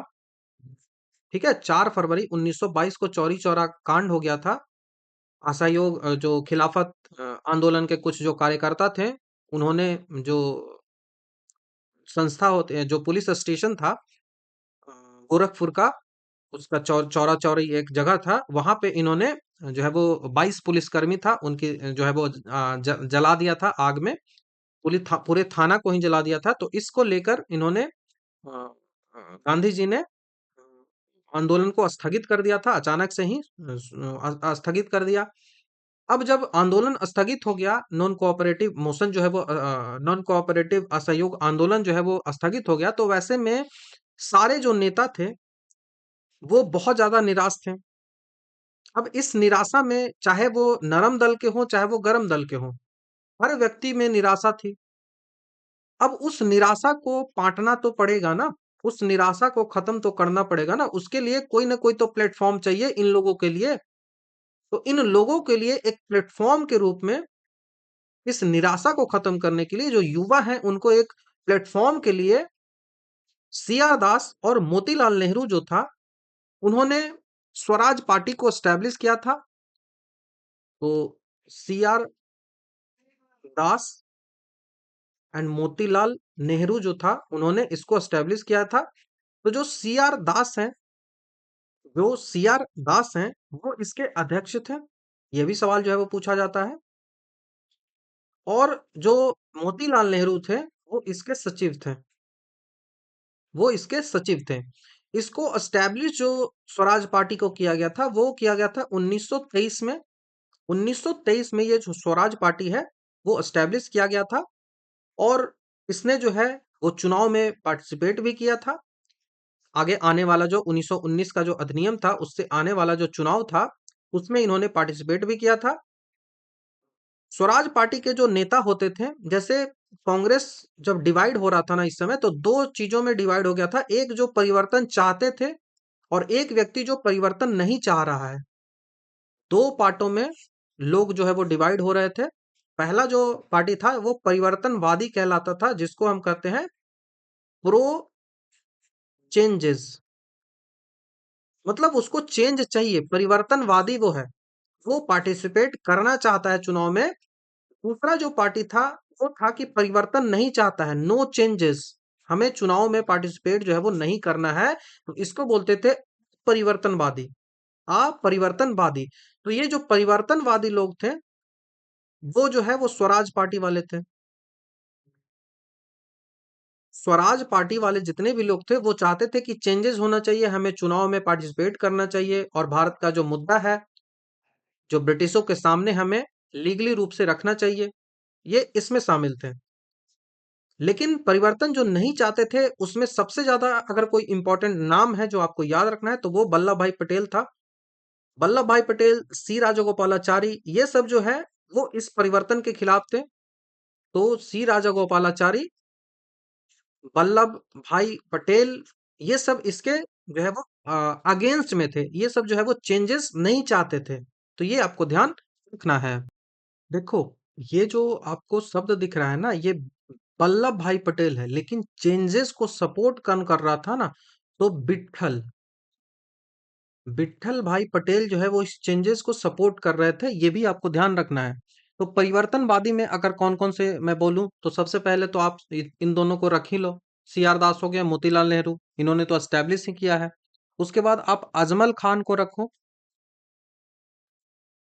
अजमल खान, प्रीवियस ईयर में पूछा गया ये क्वेश्चन, अजमल खान को रखो। उसके बाद आप एनसी केलकर को रखो और आयंगर को रखो, एनसी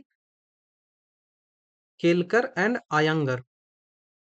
ये सारे जो है वो चेंजेस चाहते थे। चेंजेस नहीं चाहने वालों में सी आर दास हो गए, सी आर बोल रहे हैं, सी राजागोपालाचारी हो गए, विट्ठल भाई वल्लभ भाई पटेल हो गए, एम ए अंसारी हो गए, राजेंद्र प्रसाद हो गए। राजेंद्र प्रसाद बहुत ज्यादा इंपॉर्टेंट है। राजेंद्र प्रसाद जो है वो हो गए। उसके बाद एम एम ए अंसारी हो गए, एम ए अंसारी इसी में आता है। तो ये आपको ध्यान रखना है, ठीक है, ये आपको ध्यान रखना है। तो ये ऐसे करके हुआ था। बाकी यदि आपसे सवाल पूछा जाए कि बिहार में स्वराज दल था, वो किसके द्वारा स्टैब्लिश किया गया था, तो बिहार में स्वराज दल जो स्टैब्लिश किया गया था वो कृष्ण सिंह के द्वारा स्टैब्लिश किया गया था। कृष्ण सिंह जो था उसके द्वारा स्टैब्लिश किया गया था, जो कि बिहार के सीएम बने थे 1939 में। बीपीएससी ने अभी 71th में ये कह दिया है कि ये जो सीएम पद है वो इस समय नहीं होता था, और वहां पे none of the above option दिया हुआ था, इनमें से कोई नहीं दिया हुआ था। दैट्स वाई उन्होंने उसी ऑप्शन को टिक किया था, ना कि मुख्यमंत्री को माना था फाइनल आंसर में। ठीक है, तो ये भी आपको आप ध्यान रखना पड़ेगा कि ये तो पता ही है, सबको पता है कि 1939 में सीएम नहीं बोला जाता था, उस समय प्रधानमंत्री कहा जाता था। लेकिन हर जगह आंसर जो है वो सीएम को ही लेकर चलता था। लेकिन बीपीएससी ने पहली बार ऐसा किया है कि सीएम को आंसर नहीं माना है, कृष्ण सिंह को वहां कहा गया है कि उस समय प्रधानमंत्री इसको कहा जाता था। तो दैट्स वाई इसको हम ऑप्शन नंबर डी में इनमें से कोई नहीं के साथ उसमें उसमें गया गया था ऑप्शन में। तो ये आपको ध्यान रखना होगा। तो सी आर दास, कृष्ण सिंह ने बिहार में इसको किया था, ये भी आपको ध्यान रखना होगा। ठीक है, तो भाई कई सारी चीजें जो है वो इनके द्वारा किया गया था। स्वराज पार्टी है उनके द्वारा किया गया था। स्वराज पार्टी को एस्टेब्लिश कहाँ किया गया था, तो इलाहाबाद में किया गया था, जिसको प्रयाग बोलते हो। तो प्रयागराज कह लो या फिर इलाहाबाद कह लो, यहाँ पे जो है वो ये किया गया था। जब इन्होंने चुनाव में पार्टिसिपेट किया, तो चुनाव में काफी अच्छा इनका प्रदर्शन रहा, और इन्हीं के सपोर्ट के द्वारा 1925 में जो आप सुनते हो ना कि विट्ठल भाई पटेल को लेजिस्लेटिव असेंबली जो था, विट्ठल भाई पटेल को केंद्रीय जो विधानमंडल था वहां पे स्पीकर के रूप में चुना गया था।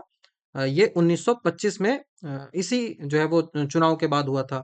ठीक है, उसके बाद जो मोंटेग्यू चेम्सफोर्ड सुधार आया था 1919 में, उसकी जांच के लिए इन्होंने एक मुंडी मैन कमीशन को भी एस्टेब्लिश करवाया था। और बाद में जब सीआर दास की डेथ हो जाती है तो 1926 का जो चुनाव है वो भी स्वराज पार्टी हार जाती है। ठीक है, वही स्वराज पार्टी हार जाती है। फिर आगे चलकर सबने अवज्ञा जब आंदोलन होता है तो ये स्वराज पार्टी ऑलमोस्ट जो है वो खत्म हो जाती है। तो ये आपको ध्यान रखना है। ये सब सवाल जो है वो पूछा जाता है। तो ये सब यहाँ के लिए इम्पोर्टेंट था। बाकी आपको पता है कि नॉन कोऑपरेटिव मोशन है वो चौरी चौरा हत्याकांड जो 4 फरवरी को हुआ था। ये 5 फरवरी भी कहीं कहीं आपको मिलेगा, लेकिन ऑथेंटिक यदि हम बात करें तो वो 4 फरवरी को ही ये चौरा चौरी जो हत्याकांड है वो हुआ था। ठीक है, चौरा चौरी कांड जो है वो हुआ था। और गोरखपुर का जिला था। गोरखपुर का जिला था, चौरा चौरी थाना का नाम था। वहां पे 21 पुलिसकर्मी को जो खिलाफत आंदोलन करने वाले थे उन्होंने जला दिया था। और 12 फरवरी 1922 को, ये आपको ध्यान रखना है, बहुत ज्यादा इंपॉर्टेंट है। 4 फरवरी को ये घटना हुई थी और 12 फरवरी 1922 को 12 फरवरी 1922 को गांधी जी ने आंदोलन को कह दिया कि नॉन कोऑपरेशन मोशन जो है वो ये खत्म होता है, मूवमेंट खत्म होता है, असहयोग आंदोलन जो है वो खत्म होता है। अब ये कहने के लिए इन्होंने क्या लिखा था, किस पत्रिका में लिखा था? तो इन्होंने यंग इंडिया में लिखा था। यंग इंडिया में इसको लिखा था, यंग इंडिया में लिखा था। ये भी आपको पूछा जाएगा। तो ये बीपीएससी में सवाल पूछा गया था यंग इंडिया को लेकर। और इसमें कहा गया था कि जो वहां पे द यंग इंडिया लिख दिया गया था, दैट्स वाई उस क्वेश्चन को डिलीट भी किया गया था। ये आपने देखा भी होगा। तो ये आपको ध्यान रखना है। फिर जाकर 10 मार्च 1922 को गांधी जी को गिरफ्तार कर लिया जाता है। और गिरफ्तार करने के बाद उनको गिरफ्तार कर दिया जाता है। 5 साल की 6 साल की उनको सजा भी मिलती है, लेकिन उनका व्यवहार अच्छा रहता है। इस कारण से उनको 1924 में ही जो है वो रिलीज कर दिया जाता है। ठीक है, 1924 में ही रिलीज कर दिया जाता है। ये भी आपको ध्यान रखना होगा, इम्पोर्टेंट है। तो चलिए यहाँ के लिए अभी यही देख लेते हैं। बाकी स्वदेशी मूवमेंट 1905 में स्टार्ट हुआ था। सविनय अवज्ञा आंदोलन 1930 में स्टार्ट हुआ था। क्विट इंडिया मूवमेंट जो है वो 1942 में स्टार्ट हुआ था। नेक्स्ट क्वेश्चन की ओर हम बढ़ते हैं। निम्नलिखित में से किसने दिल्ली को सल्तनत की राजधानी जो है वो बनाया था? तो सल्तनत पीरियड था, उस समय दिल्ली को पहली बार किसने अपना कैपिटल जो है वो बनाया था? ये सवाल आपसे पूछा जा रहा है। तो दिल्ली को जो कैपिटल सबसे पहले बनाया था वो बनाया था इल्तुतमिश ने। इल्तुतमिश जो था उसने बनाया था। हालांकि यदि दिल्ली सल्तनत की स्थापना की बात करें तो वो जो है वो कुतुबुद्दीन ऐबक के द्वारा किया गया था। कुतुबुद्दीन ऐबक के द्वारा 1206 में जो है वो दिल्ली सल्तनत जो है वो स्टैब्लिश किया गया था। 1206 में की गई थी। लेकिन उसने अपना कैपिटल जो है कुतुबुद्दीन ऐबक ने लाहौर में बनाया था। लाहौर में बनाया था, लेकिन इसका एक गुलाम था इल्तुतमिश। इल्तुतमिश इसका गुलाम था और इसने अपना कैपिटल जो है वो दिल्ली में जाकर एस्टेब्लिश कर दिया था। तो इल्तुतमिश जो कि ऐबक का गुलाम था, उसने दिल्ली में इसको स्थानांतरित किया था। तो इस कारण से कहा जाता है कि दिल्ली सल्तनत का यदि रियल कोई एस्टेब्लिशर है तो वो जो है वो इल्तुतमिश ही है। ये आपको ध्यान रखना है। कुतुबुद्दीन ऐबक जो था वो लाहौर में राजधानी रखा था। रजिया सुल्तान जो है वो इल्तुतमिश की बेटी थी। और 1236 में वो पहली मुस्लिम जो थी वो शासिका भी बनी थी। ये भी आपको ध्यान रखना है। पूछा जाता है एग्जामिनेशन में। इल्तुतमिश ने तुर्काने चिहिलगानी भी एस्टेब्लिश किया था, जिसमें 40 तुर्कों का एक सरदार का समूह होता था। इल्तुतमिश जो था उसने इक्ता प्रणाली भी शुरू की थी। चांदी का जो टाका था, तांबा का जो जित्तल था, इस सब नाम का उसने सिक्का भी चलवाया था। उसने कुतुब मीनार का जो निर्माण है उसको भी पूरा करवाया था। ये सब सवाल आपसे पूछा जाता है, तो ऑप्शन नंबर सी हमारा यहाँ से आंसर बन जाएगा। 35वां नंबर का सवाल है कि एहोल जो इंस्क्रिप्शन है, एहोल इंस्क्रिप्शन है, वो किस शासक से रिलेट करता है? एहोल जो अभिलेख है वो किस शासक से रिलेट करता है? तो एहोल अभिलेख जो है वो चालुक्य वंश का है। किस वंश का है? तो वो चालुक्य वंश का है। चालुक्य जो डायनेस्टी है, चालुक्य डायनेस्टी से ये संबंधित है। चालुक्य डायनेस्टी का सबसे जो प्रतापी राजा था, जिसको हम पुलकेशिन द्वितीय के नाम से जानते हैं, पुलकेशिन सेकंड के नाम से जानते हैं, तो ये पुलकेशिन द्वितीय से ही संबंधित है, पुलकेशिन सेकंड से ही ये संबंधित है। इस अभिलेख को आखिर लिखा किसने? इस अभिलेख को, इंस्क्रिप्शन को लिखा किसने था? तो इसको लिखा था एक कवि थे राज दरबार में, उसको जिसको कहा जाता था रवि कृति। रवि कृति। तो रवि कृति नाम के कवि थे, उनके द्वारा ये संस्कृत भाषा में लिखा गया है। संस्कृत जो भाषा है, संस्कृत जो लैंग्वेज है, उसमें ही लिखा गया है। इसमें कहा गया है कि पुलकेशिन द्वितीय था, उसकी विजयों का इसमें वर्णन है कि पुलकेशिन द्वितीय जो है वो कैसे जो है वो सबको हराता था, विशेष रूप से जब उसने हर्षवर्धन को हराया था। तो इसमें कहा गया है किसके किसके बारे में, तो जब हर्षवर्धन को हराया था, हर्षवर्धन जो है उसको हराया था पुलकेशिन द्वितीय ने, तब इसमें जो है वो इसका वर्णन जो है वो यहाँ पे किया गया है, ये याद रखिएगा इंस्क्रिप्शन। उसके बाद स्कंदगुप्त है, उससे संबंधित यदि मैं इंस्क्रिप्शन की बात करूं तो मैं इसको यहाँ से एरो लेकर चलता हूँ। स्कंदगुप्त की यदि मैं बात करूं तो स्कंदगुप्त का जो अभिलेख है वो कहाँ है, तो भीतरी स्तंभ लेख इससे संबंधित है। भीतरी स्तंभ लेख इससे संबंधित है, जिसमें कहा गया है कि हूणों का आक्रमण जो हुआ था, आपसे सवाल पूछा जाएगा कि हूणों का आक्रमण किसके शासनकाल में हुआ था। हूणों का जो आक्रमण है, हूणों का जो इन्वेजन है, वो किसके शासनकाल में होता, तो स्कंदगुप्त है, और इसने हूणों को हराया था। तो अपनी जब बड़ाई लिखनी होती थी ना किसी को, तभी वो इंस्क्रिप्शन लिखा जाता था। तो भीतरी स्तंभ लेख में हूणों को हराने की बात जो है वो कही गई थी। तो स्कंदगुप्त के समय हूणों का आक्रमण जो है वो हुआ था। उसके बाद आपको यहाँ पे रुद्रदामन दिख रहा है। तो रुद्रदामन का जो अभिलेख है उसको कहते हैं कि वो जूनागढ़ का अभिलेख है। वो जो है वो जूनागढ़ का अभिलेख है। जूनागढ़ अभिलेख, इस अभिलेख को गिरनार अभिलेख भी कहा जाता है।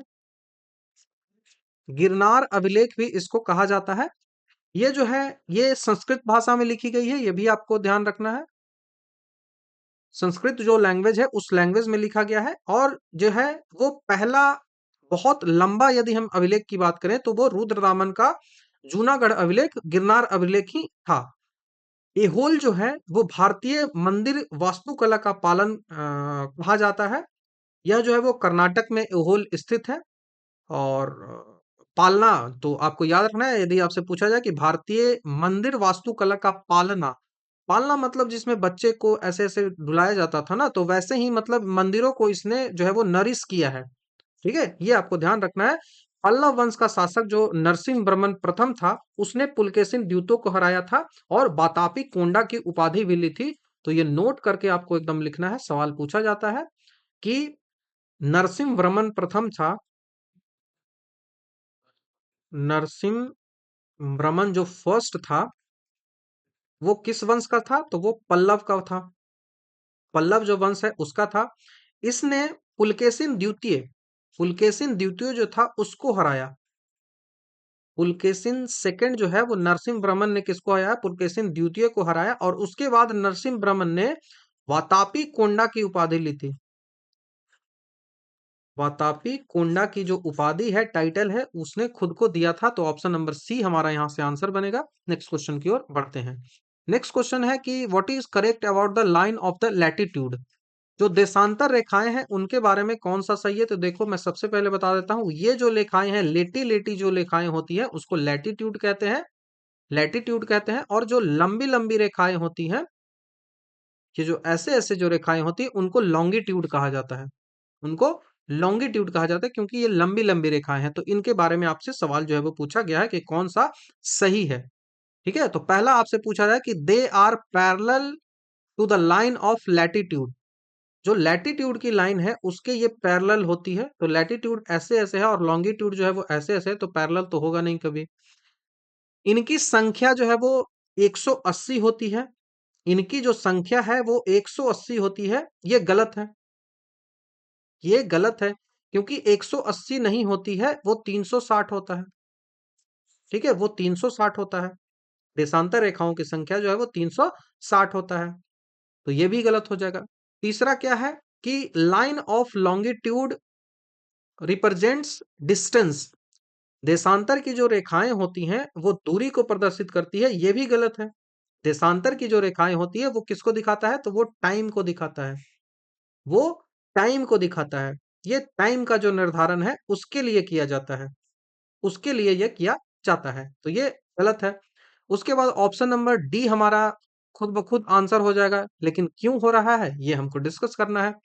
तो देशांतर के मध्य सर्वाधिक दूरी जो होती है वो विषुवत रेखा पर होती है। The maximum distance between latitudes is at the equator. तो देखो, ऐसे जो ये बनाया गया है, तो ये इक्वेटर मान लिया, ये इक्वेटर है। अब ये डिस्टेंस जो जा रहा है मैक्सिमम वो कहाँ होगा? किसी का भी डिस्टेंस मैक्सिमम कहाँ होगा? तो ऐसे देखो, डिस्टेंस जो नीचे आते आते बढ़ते चला जा रहा है और लैटिट्यूड पे जाकर मैक्सिमम हो रहा है और इसके बाद फिर घटते चला जा रहा है। तो डिस्टेंस जो है वो इक्वेटर पे जाकर मैक्सिमम हो जाती है। तो ये आपका हमारा आंसर जो है वो ऑप्शन नंबर डी जो है वो सही हो जाता है। ठीक है, डी जो है वो सही हो जाता है। इसको हम 0 डिग्री मानते हैं, इसको हम 0 डिग्री मानते हैं।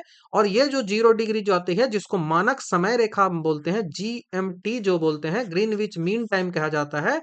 ये प्राइम मेरिडियन भी इसको कहा जाता है, जो कि 0 डिग्री देशांतर होता है। यदि इससे आप इधर जाओगे तो टाइम जो है वो बढ़ेगा, और इससे इधर जाओगे तो टाइम जो है वो घटेगा। भारत में जो है वो 5.5 घंटा टाइम जो है वो आगे रहता है।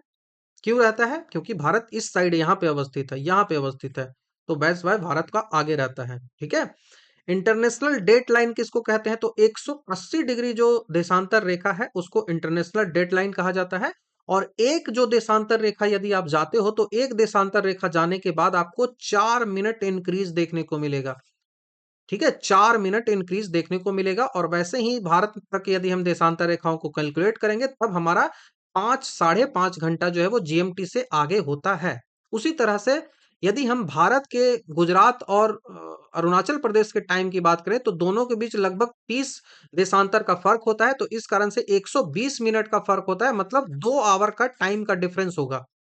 ठीक है, 2 आवर का टाइम का डिफरेंस होगा। लेकिन टाइम का डिफरेंस 2 आवर का क्यों नहीं होगा? क्योंकि हमने अपना जो मेरिडियन रखा है, भारत ने अपना रखा है, वो मेरिडियन बीच में कहीं रखा है, नैनी में, इलाहाबाद में। तो टाइम जो है वो घड़ी का टाइम तो सेम ही होगा, घड़ी का टाइम तो आपका सेम ही होगा। लेकिन जो सूर्य उदय होता है, सूर्य जो सनसेट और सनराइज जो होता है, वो उसमें आपको परिवर्तन देखने को मिलेगा। यहाँ पे आप सनसेट देखोगे, इसके 2 घंटे बाद आप गुजरात में सनसेट देखोगे। ठीक है? तो ये ऐसे करके चेंजेस ये आते हैं, ये आपको ध्यान रखना होगा। अब जो है वो आपको ये ध्यान रखना है कि देशांतर रेखाएं जो है वो उत्तरी ध्रुव से दक्षिणी ध्रुव तक जाने वाली जो एक वृत्ताकार जो है वो रेखाएं होती है। ये भी सवाल पूछा जाता है एग्जामिनेशन में। चूंकि वो ध्रुवों पर ही मिलती है, जिसके बीच की दूरी ध्रुवों पर जो होती है वो लगभग अधिकतम होती है। और ये दूरी कितनी होती है? वो होती है 111.32 किलोमीटर। 111.32 किलोमीटर, ये ध्यान रखना है। और ये जो है वो लॉन्गिट्यूड लैटिट्यूड कहलाता है। ठीक है, ये जो है वो लैटिट्यूड कहलाता है, जिसकी संख्या ऊपर 90 है और नीचे 90 है। ठीक है, तो ये आपको ध्यान रखना होगा। कभी डिस्कस और हम आगे जरूरत पड़ेगी तो करेंगे, अभी सारी चीज नहीं कर सकते हैं। 37वां नंबर का सवाल है कि भारत छोड़ो आंदोलन के दौरान, भारत छोड़ो जो आंदोलन हो रहा था उस आंदोलन के दौरान जेल से फरार होकर जो अंडरग्राउंड गतिविधियों को चलाने के लिए कौन सा संगठन जो है वो स्टैब्लिश किया गया था और किसके द्वारा किया गया था? ये सब सवाल आपसे पूछा जाता है कि ड्यूरिंग क्विट इंडिया मूवमेंट। तो क्विट इंडिया जो मूवमेंट था, उस समय दिवाली का दिन था और दिवाली के दिन में जयप्रकाश नारायण है वो भाग गए थे। ठीक है, तो भारत छोड़ो आंदोलन के समय हजारीबाग जो सेंट्रल जेल था, उस समय बिहार में ही था वो, अब तो ये झारखंड में चला गया है। तो हजारीबाग का जो सेंट्रल जेल था, वहां से दिवाली के दिन, ये भी सवाल जो है वो बीपीएससी ने पूछा है, तो दिवाली के दिन वो भागे थे 1942 में। और जेल की दीवार फांद कर वो भाग गए थे। और उन्होंने एक संस्था जो है वो जयप्रकाश नारायण ने एस्टेब्लिश किया था, और उस संस्था को उन्होंने कहा था आजाद दस्ता। आजाद दस्ता, ये एक छुप छुप के अंडरग्राउंड जो मूवमेंट है वो चलाते थे। तो गुरीला संगठन के रूप में इसको जो है वो बनाया गया था, ये आपको ध्यान रखना है। जयप्रकाश नारायण ने संपूर्ण क्रांति भी चलाया था, ये बिहार दरोगा में पूछा गया है। संपूर्ण क्रांति इन्होंने चलाया था, ये आपको ध्यान रखना है। भारत छोड़ो आंदोलन 8 अगस्त 1942 को बॉम्बे का जो ग्वालियर टैंक मैदान है वहां से स्टार्ट हुआ था। इसमें गांधी जी ने करो और मरो का नारा दिया था। जयप्रकाश नारायण को लोक नायक भी कहा जाता है, ये आपको ध्यान रखना है। ठीक है, जेपी आंदोलन इन्होंने ही चलाया था, ये भी आपको याद रखना है। जेपी सेतु जो है वो गंगा नदी पे है, ये भी आपको याद रखना है। ठीक है, उसके बाद राम मनोहर लोहिया जो हैं, वो भी भूमिगत गतिविधियों से जुड़े हुए हैं। उन्होंने कांग्रेस का रेडियो का संचालन वो करते थे। अरुणा असफ अली खान जो है, अरुणा असफ अली जो है, वो भी भूमिगत आंदोलन चलाने वाली एक प्रमुख जो महिला नेता थी। तो ये भी आपको ध्यान रखना है। तो यहाँ से हमारा आंसर ऑप्शन नंबर बी बन जाएगा। नेक्स्ट क्वेश्चन की बात करते हैं। निम्नलिखित में से कहाँ सदाबहार वन जो है वो पाए जाते हैं? एवरग्रीन फॉरेस्ट है वो पाए जाते हैं। तो देखो, एवरग्रीन फॉरेस्ट वहीं पाए जाएंगे जहां पे रेन बहुत ज्यादा होगा। रेन बहुत ज्यादा होगा, वहीं पे ये पाए जाएंगे। अब आपको देखो कि रेन भारत में कहाँ ज्यादा होता है। तो अभी आप मालवा के पठार जो है, मालवा का जो प्लेटू है, यहाँ पे रेन देखोगे कभी ज्यादा? नहीं देख सकते हो। नहीं देख सकते हो रेन ज्यादा। छोटा नागपुर का पठार है, क्या वहां पे रेन देख सकते हो? तो नहीं। रेन कहाँ पे ज्यादा होगा? रेन कहाँ पे ज्यादा होगा? तो जहां पे जो मौसमी जो हमारी जो मौसम की जो हवाएं होती है वो जाएंगी, वहीं तो होगा ना। तो रेन इन दोनों पार्ट में तो एकदम कंफ्यूजन आपको नहीं है कि होगा। अब कंफ्यूजन होता है आपको ईस्टर्न घाट में। ईस्टर्न घाट और वेस्टर्न घाट जो होता है वहां पे कंफ्यूजन हो सकता है। लेकिन ईस्टर्न घाट में तो होता ही नहीं है डेसिडुअस फॉरेस्ट, एवरग्रीन फॉरेस्ट। तो ये ईस्टर्न घाट में नहीं होता, ये कहाँ होता है? ये वेस्टर्न घाट में होता है। ये वेस्टर्न घाट में होता है। तो आपको ध्यान रखना है कि कहाँ पाए जाते हैं। तो वेस्टर्न घाट में पाए जाते हैं। तो ऑप्शन नंबर सी हमारा यहाँ से आंसर बनेगा। भारत में यदि टोटल एवरेज बात करें कि भारत में किस टाइप का जो फॉरेस्ट है वो मिलता है, तो भारत में उष्ण कटिबंधीय सदाबहार वन पाए जाते हैं। भारत में उष्ण कटिबंधीय उष्ण कटिबंधीय सदाबहार वन, सदाबहार वन जो है वो पाए जाते हैं। ट्रॉपिकल जो है वो एवरग्रीन फॉरेस्ट यहाँ पे पाया जाता है भारत में। ये सबसे ज्यादा यहाँ पाया जाता है। और जो है ये उस क्षेत्र में पाया जाता है जहाँ वर्षा की जो मात्रा है वो 200 सेंटीमीटर से अधिक होती है। 200 सेंटीमीटर से अधिक होती है, वहां पे ये पाया जाता है। और पश्चिमी घाट की जो ढलान है इन सारे कंडीशंस को पूरा करता है। दैट्स वाई यहाँ पे ये वर्षा जो होती है, क्योंकि यहाँ पे सबसे ज्यादा वर्षा होती है। यही आपको हिमालय का जो शिवालिक का नीचे वाला पार्ट है वहां पे मिल जाएगा। आपको जो अंडमान निकोबार का पार्ट है वहां पे मिल जाएगा। आपको जो सुरमा घाटी आती है असम की, वहां पे मिल जाएगी। ये सब जो है वो फॉरेस्ट वाला इलाका है जहां पे जो है वो ये एवरग्रीन फॉरेस्ट भारत में मिलते हैं। ठीक है, एवरग्रीन फॉरेस्ट भारत में मिलते हैं। मालवा का क्षेत्र में बारिश कम होती है, जिस कारण से यहाँ पे उष्ण कटिबंधीय पर्णपाती वन या फिर कटीले वन मिलते हैं, जिनमें जो है वो पत्तियां बहुत छोटी छोटी होती हैं। पत्तियां छोटी इस कारण से होती है ताकि उनका जो है वो ट्रांसपीरेशन जो है वो जल के रूप में, जो जल बूंदों के रूप में जल का हास होता है उसको रोका जा सके।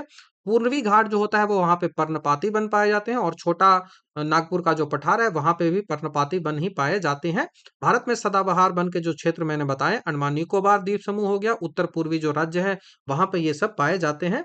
इनमें यदि वनों की बात करें तो रेजुबुडा हो गया, महोगनी हो गया, अबोनी हो गया, रबर हो गया, ये सब जो है वो एवरग्रीन फॉरेस्ट में आते हैं। इनकी जो पत्तियां होती है वो बहुत ज्यादा बड़ी बड़ी होती हैं। तो ये आपको ध्यान रखना है।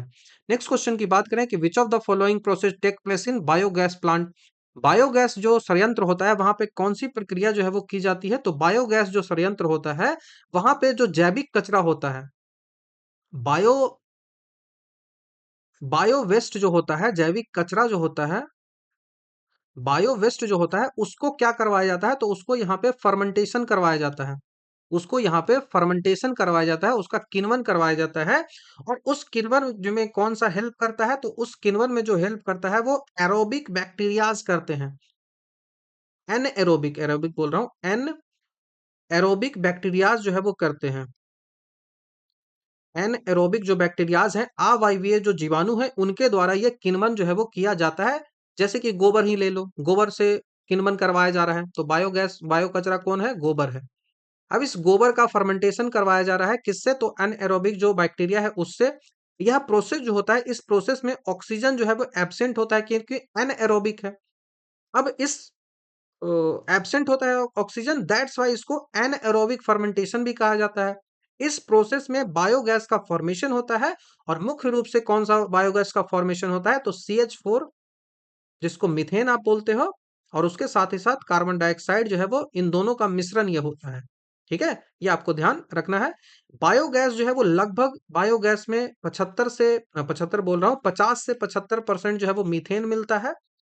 जो कि एक उत्कृष्ट ईंधन के रूप में काम करता है, और किण्वन की प्रक्रिया के बाद बचा हुआ जो घोल बच जाता है, जिसको आप कहते हो स्लरी, जो बच जाता है इस फर्मेंटेशन के प्रोसेस के बाद, तो ये स्लरी जो होता है ना, वो एक पेस्टिसाइड बोल रहा हूँ, जैविक खाद के रूप में काम करता है।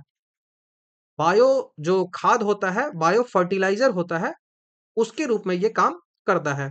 तो बायोगैस एक रीन्यूएबल एनर्जी है, नवीकरणीय ऊर्जा है, ये भी आपको ध्यान रखना है। हाइड्रोनाइजेशन जो होता है, जिसको हाइड्रोजनीकरण कहते हैं, यह जो है ये प्रोसेस होता है जिसमें हाइड्रोजन को जोड़ा जाता है और जिसके द्वारा वनस्पति घी जो है वो बनाया जाता है, और इसमें कैटलिस्ट के रूप में निकल का यूज किया जाता है, ये आपको पता होगा।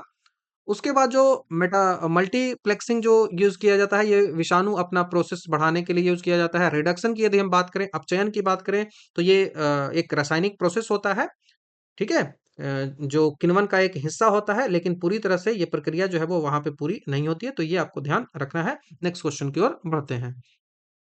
नेक्स्ट सवाल आपसे पूछा रहा है कि सेप्रोफैटिक जो फंगस होते हैं, मृतो परजीवी जो कवक होते हैं, वैसा कवक जो मृत जीवों पे होता है, अपना जो खाना है वो डेड जो जीव है उनसे लेता है, तो उसको सेप्रोफैटिक फंगस कहते हैं।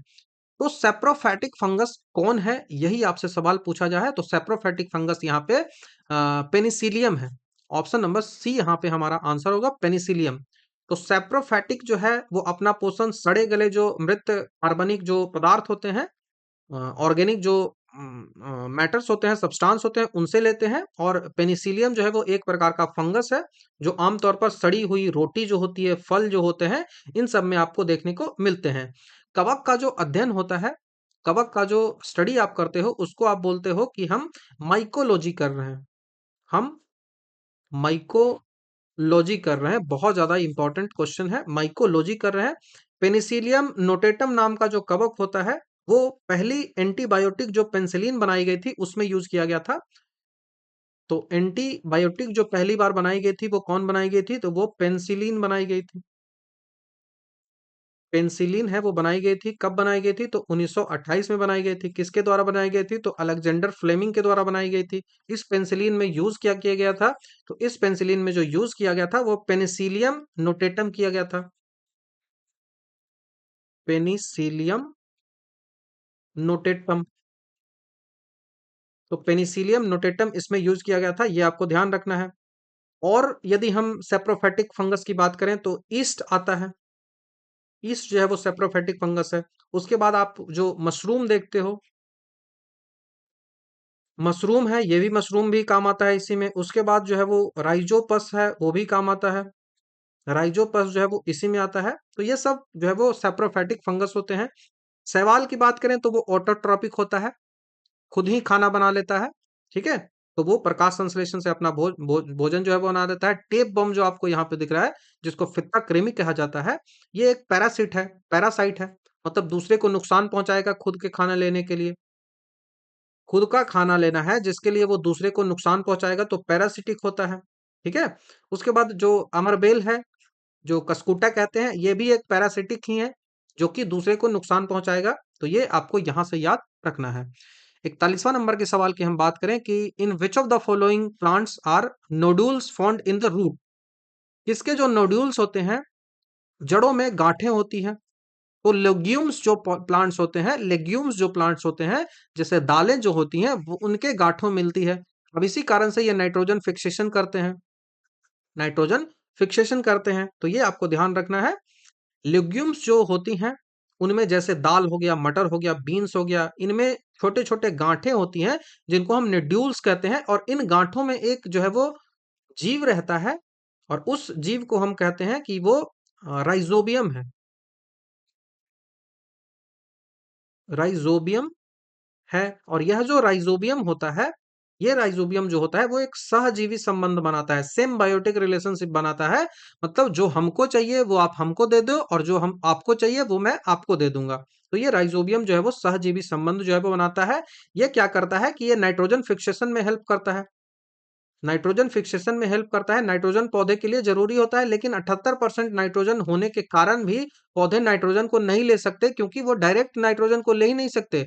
वो या तो नाइट्रेट के रूप में लेंगे, या फिर नाइट्राइट के रूप में लेंगे। या तो वो नाइट्रेट के रूप में लेंगे, या तो वो नाइट्राइट के रूप में लेंगे, और ये करेगा कौन? तो यही राइजोबियम जो है ये करता है।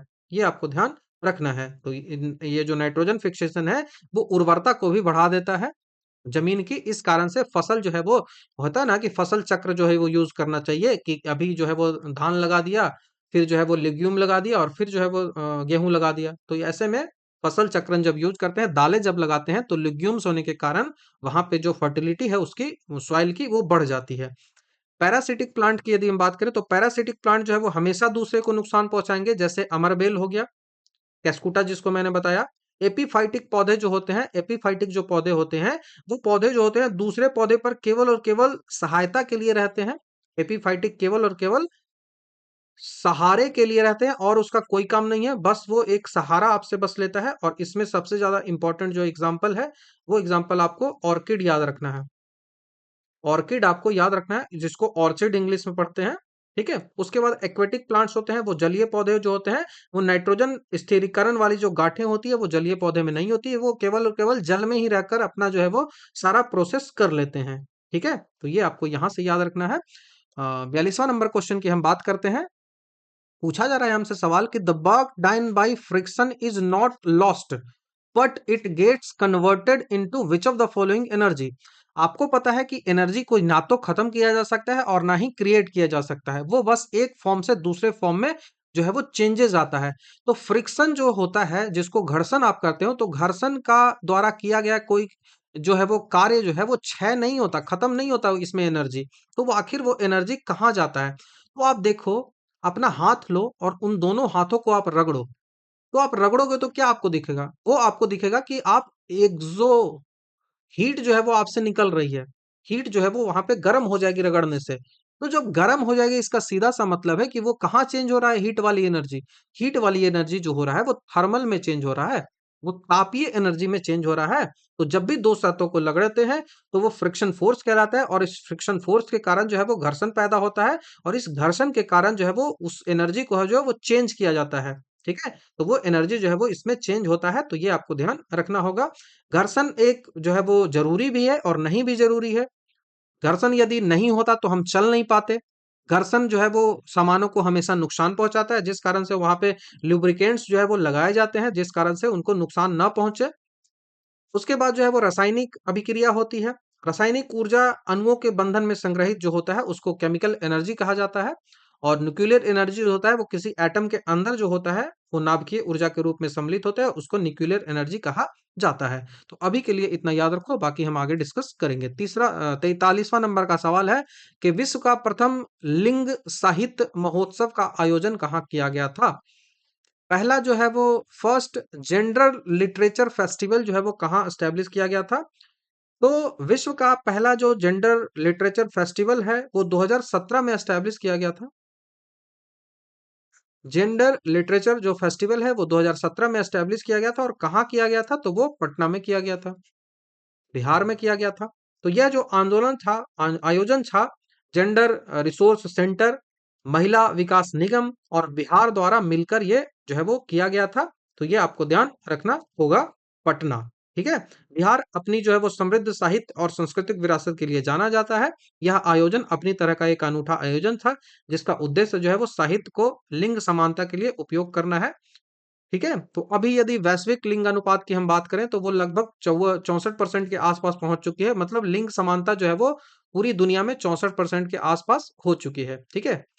ये आपको ध्यान रखना होगा, क्वेश्चन पूछा जाता है। नेक्स्ट क्वेश्चन की बात करें कि जब लिफ्ट में नीचे की ओर बढ़ रही है, एक लिफ्ट है वो नीचे की ओर जा रही है, तो व्यक्ति का जो स्पष्ट वजन है वो क्या होगा? व्यक्ति का जो स्पष्ट वजन है वो क्या होगा? वास्तविक जो वजन है वो क्या होगा? तो apparent weight of the person will be, lift जब नीचे की ओर जा रही है तो उसका वजन जो है वो वास्तविक वजन जो है वो वास्तविक वजन से उसका वजन जो है वो कम होगा। तो less than the actual wait. नीचे जा रहा है तो वो एक्चुअल वेट से कम होगा। तो ऑप्शन नंबर सी हमारा यहाँ से आंसर बन जाएगा। तो जब लिफ्ट जो है वो एक्सेलरेशन कर रही है, एक ए एक्सेलरेशन है उसका, उस ए एक्सेलरेशन से वो नीचे जा रही है, तो नीचे जाने के समय क्या होता है कि व्यक्ति का जो आवासी वेट जो होता है ना वो क्या होता है? तो एम इसका है ही, और जी के साथ माइनस हो जाता है ए, दैट्स वाई ये जो है ये फॉर्मूला होता है और इसमें ए से जा रहा है तो माइनस हो जाने के कारण इसका जो वेट है वो थोड़ा कम दिखता है। जी माइनस ए कम हो जाता है, ये आपको देखना है। बाकी वास्तविक वेट हमेशा सेम रहता है। डब्ल्यू बराबर हमेशा एम जी ही होता है वास्तविक वेट, और इस वास्तविक वेट्स के साथ ही जो वास्तविक वजन जो होता है उससे ये कम हो जाता है क्योंकि जी में से ए घट जा रहा है। ठीक है, ये आपको ध्यान रखना है। देखो बराबर कब होता है, equal to the actual weight कब होता है, तो equal to the actual weight तब होगा जब लिफ्ट एक समान स्थिर होती है, तब वो समान वेग से चल रही होती है। तो यहाँ पे जब एक्सेलरेशन इक्वल टू जीरो होगा तो एक्सेलरेशन इक्वल टू जैसे ही जीरो कर देंगे तो एम जी हो जाएगा, और पहले से भी एम जी है तो कोई चेंजेस नहीं होगा, इक्वल हो जाएगा। उसके बाद यदि हम बात करें कि वजन से अधिक कब हो जाएगा, तो ये तो ऑप्शन नंबर कौन सा हो गया, ये वाला हम बात कर रहे हैं ऑप्शन नंबर 3 का। ये जो हम आप बात कर रहे हैं वो ऑप्शन नंबर 1 का। अगला बार जो हम बात कर रहे हैं वो ऑप्शन नंबर 2 का बात कर रहे हैं कि वजन से अधिक कब होगा। तो वजन से अधिक कब होगा, जब जो एक्सेलरेशन है, एक्सेलरेशन इसमें जुड़ेगा, एक्सेलरेशन इसमें जुड़ेगा तो जब लिफ्ट एक समान त्वरण से ऊपर की ओर जा रही है, तो जब भी लिफ्ट ऊपर की ओर जाएगा तो वेट जो है वो बढ़ेगा, वेट जो है वो गेन करेगा। क्यों करेगा, ये फॉर्मूला में ए जो है वो जुड़ रहा है। ठीक है, अब एक ऑप्शन आपको डी भी दिख रहा है, चौथा नंबर जो शून्यता की बात कर रहा है, तो ये क्या होता है कि भारहीनता हो जाए, भार ही नहीं होता है। तो इसका मतलब कि ए बराबर यदि हम क्या कर दें, तो ए बराबर यदि हम जी कर दें, यदि लिफ्ट में जो लिफ्ट है उसको हम एकदम काट दें, फ्री फॉल करवा दें, तो अचानक से वो नीचे की ओर बहेगा और उसका एक्सेलरेशन जो होगा वो जी के बराबर होगा, 9.8 के बराबर हो जाएगा। ठीक है, 9.8 के बराबर हो जाएगा। तो ऐसी कंडीशन में जैसे ही आएगा तो ये तीसरा कंडीशन बनेगा कि एम तो रहेगा ही चौथा ऑप्शन में, उसके बाद जी हो गया और इसमें से जी घट जाएगा, दोनों का एक्सेलरेशन सेम हो गया तो ये जीरो हो गया। दैट्स वाई वो व्यक्ति जो है वो यदि लिफ्ट में यहाँ पे खड़ा है तो वो इस दीवार से टकरा जाएगा ऊपर जाके। तो ये जो है वो भारहीनता अपने आप में महसूस करेगा। वेट जो है वो एक स्केलर क्वांटिटी है, मास भी एक स्केलर क्वांटिटी है। वेट का जो एसआई यूनिट होता है वो न्यूटन होता है, जबकि जो द्रव्यमान है मास है उसका एसआई यूनिट जो है वो केजी होता है। बाकी आगे कभी डिस्कस होगा तो इसको सबको डिस्कस करेंगे। नेक्स्ट सवाल है कि ब्रेटन वुड्स की जुड़वा कौन कौन सी है। बहुत ज्यादा ये सवाल पूछा जाता है। आईएमएफ और विश्व बैंक कहाँ से है, ये देखो आईएमएफ एंड वर्ल्ड बैंक, ये वाला नहीं, IMF and World Bank, option number C यहाँ से हमारा आंसर बन जाएगा। आईएमएफ और वर्ल्ड बैंक है, इनको ब्रेटन वुड्स की जुड़वा बहनें कहा जाता है क्योंकि इन दोनों का एस्टेब्लिशमेंट जो है वो ब्रेटन वुड्स सम्मेलन में ही 1944 में हुआ था। 1944 में ब्रेटन वुड्स सम्मेलन हुआ था जो संयुक्त राज्य अमेरिका में हुआ था। इसी के समझौता के बाद जो है वो ब्रेटन वुड्स सम्मेलन के बाद ही जो है वो ये दोनों जो है वो स्टैब्लिश हुआ था, जिस कारण से इसको कहा जाता है ब्रेटन वुड्स की जुड़वा बहनें। डब्ल्यूटीओ का एस्टेब्लिशमेंट 1955 में हुआ था और यह ब्रेटन वुड्स समझौता के तहत नहीं होता, यह भी आपको ध्यान रखना है। डब्ल्यूटीओ का 1955 में, 1995 में, 55 बोल रहा हूँ। वर्ल्ड ट्रेड ऑर्गेनाइजेशन की बात हो रही है। ठीक है, विश्व बैंक का औपचारिक नाम जो है वो पुनर्निर्मित और विकास के लिए अंतर्राष्ट्रीय संगठन है। ठीक है, विश्व बैंक जो है वो, वर्ल्ड बैंक जो है वो, इसका जो नाम होता है वो आईबीआरडी होता है। आईबीआरडी होता है जो कि विकास डेवलपमेंट में के लिए एक अंतर्राष्ट्रीय बैंक है, जो लोन देता है कंट्री के डेवलपमेंट के लिए। आईएमएफ है जो वैश्विक मौद्रिक सहयोग सुनिश्चित करता है, और विश्व बैंक जो है वो विकासशील देशों को वित्तीय सहायता करता है। विश्व बैंक क्या करता है, तो विश्व बैंक जो भी विकासशील देश है, जो भी डेवलपिंग कंट्री है, उनको जो क्या करता है, उनको फिनेंशियल सपोर्ट करता है। और आईएमएफ क्या करता है, तो मौद्रिक सहयोग वो करता है। ठीक है, मौद्रिक सहयोग वो सुनिश्चित करता है। दोनों संगठन है, इन दोनों का मुख्यालय जो है वो वाशिंगटन डीसी में ही है, अमेरिका में ही है। तो ये ऑप्शन नंबर सी हमारा यहाँ से याद रखना है। बाकी गैट को ही बदलकर डब्ल्यूटीओ किया गया था 95 में, ये आपको ध्यान रखना होगा। ठीक है, नेक्स्ट क्वेश्चन की बात करें कि बायोडायवर्सिटी जो है वो क्या है, तो जैव विविधता में परिवर्तन कब होता है। बायोडायवर्सिटी है उसमें परिवर्तन कब होता है, तो बायोडायवर्सिटी में परिवर्तन जब होगा जब आप भूमध्य रेखा की तरफ बढ़ती हैं, जब आप इक्वेटर की तरफ बढ़ते हैं तब आपको बायोडायवर्सिटी में बहुत ज्यादा परिवर्तन देखने को मिलेगा। तो इंक्रीजेज टुवर्ड इक्वेटर, ये है, ये इक्वेटर है, 0 डिग्री है। अब आप यहां से यहां आओ या फिर यहां से आओ, इस एरिया में बायोडायवर्सिटी जो है वो बहुत ज्यादा मिलती है। क्यों, क्योंकि यहाँ पे जो है वो बारिश बहुत ज्यादा होती है।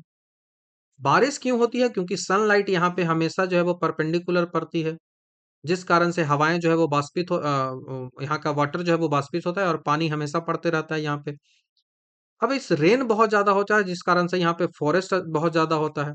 अब जब फॉरेस्ट बहुत ज्यादा है तो इसमें डाइवर्सिटी होगी ही। यहाँ पे फॉरेस्ट ज्यादा है तो यहाँ जंगली जानवर फ्लोरा एंड फ्यूना दोनों यहाँ पे बहुत ज्यादा होंगे। तो इस कारण से जैव विविधता यहाँ पे बहुत ज्यादा होती है। ध्रुवों के से जब हम पोल से यहाँ पे जाते हैं, पोल में बायोडायवर्सिटी बहुत कम होगी, क्योंकि यहाँ क्या है, यहाँ पे पूरा बर्फ है तो कहाँ बायोडायवर्सिटी होगा। ठीक है, तो ये जैसे ही आप नीचे की ओर बढ़ोगे, इक्वेटर की ओर बढ़ोगे तो इंक्रीज होगा। तो ऑप्शन नंबर ए हमारा यहाँ से सही होगा, ये आपको ध्यान रखना होगा। और आप देख लो कि नीचे ही आकर आपको अमेजन का वर्षा वन मिलता है, ये सब इक्वेटर के पास ही तो मिलता है ना। तो ये आपको ध्यान रखना है। लैटिट्यूडल डाइवर्सिटी ग्रेडियंट इसको कहा जाता है। ठीक है, लैटिट्यूडल डाइवर्सिटी ग्रेडियंट, अक्षांशीय विविधता प्रवणता इसको कहा जाता है। इस पैटर्न को अक्षांशीय विविधता पैटर्न कभी भी पूछा जाएगा तो लैटिट्यूडल डाइवर्सिटी ग्रेडियंट के बारे में कभी पूछा जाए तो आपको वो ध्यान होना चाहिए। ठीक है, आपको ध्यान होना चाहिए।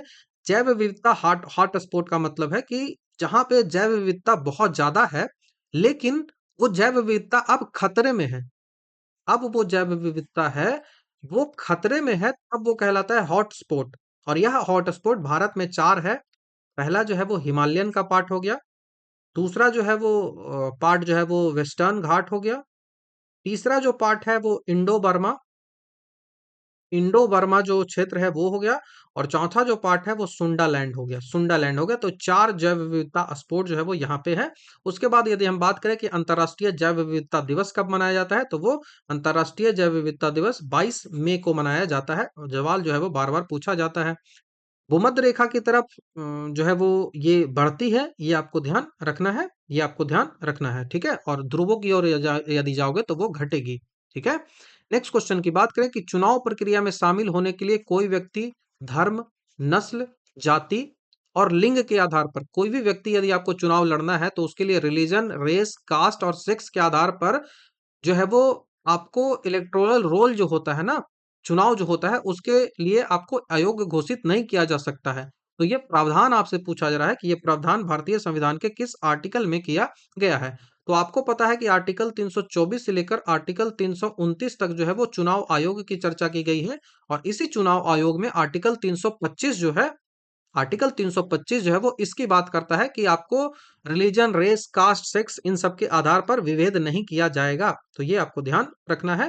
भारत एकल सामान्य मतदाता सूची की बात करता है, जहां पे भारत का कोई भी 18 वर्ष का व्यक्ति है तो वो वोटिंग कर सकता है। ठीक है, 61वां जो कॉन्स्टिट्यूशन अमेंडमेंट हुआ था 1988 में, पहले ये 21 वर्ष था, लेकिन 61वां कॉन्स्टिट्यूशन अमेंडमेंट 1988 में किया गया और इसके बाद 21 वर्ष से उम्र घटाकर 18 वर्ष कर दिया गया है। ये बात आपको ध्यान रखनी है। चुनाव आयोग की यदि चर्चा आपसे किया है कि कब है, तो भारत भाग 15 में चुनाव आयोग जो है वो 24 से लेकर 29 तक इसकी चर्चा जो है वो की गई है। यदि हम आर्टिकल 24 की बात करें कि आर्टिकल 24 में किन किन बातों के बारे में बताया गया है, तो आर्टिकल 24 कहता है कि भारत का एक इलेक्शन कमीशन ऑफ इंडिया होना चाहिए।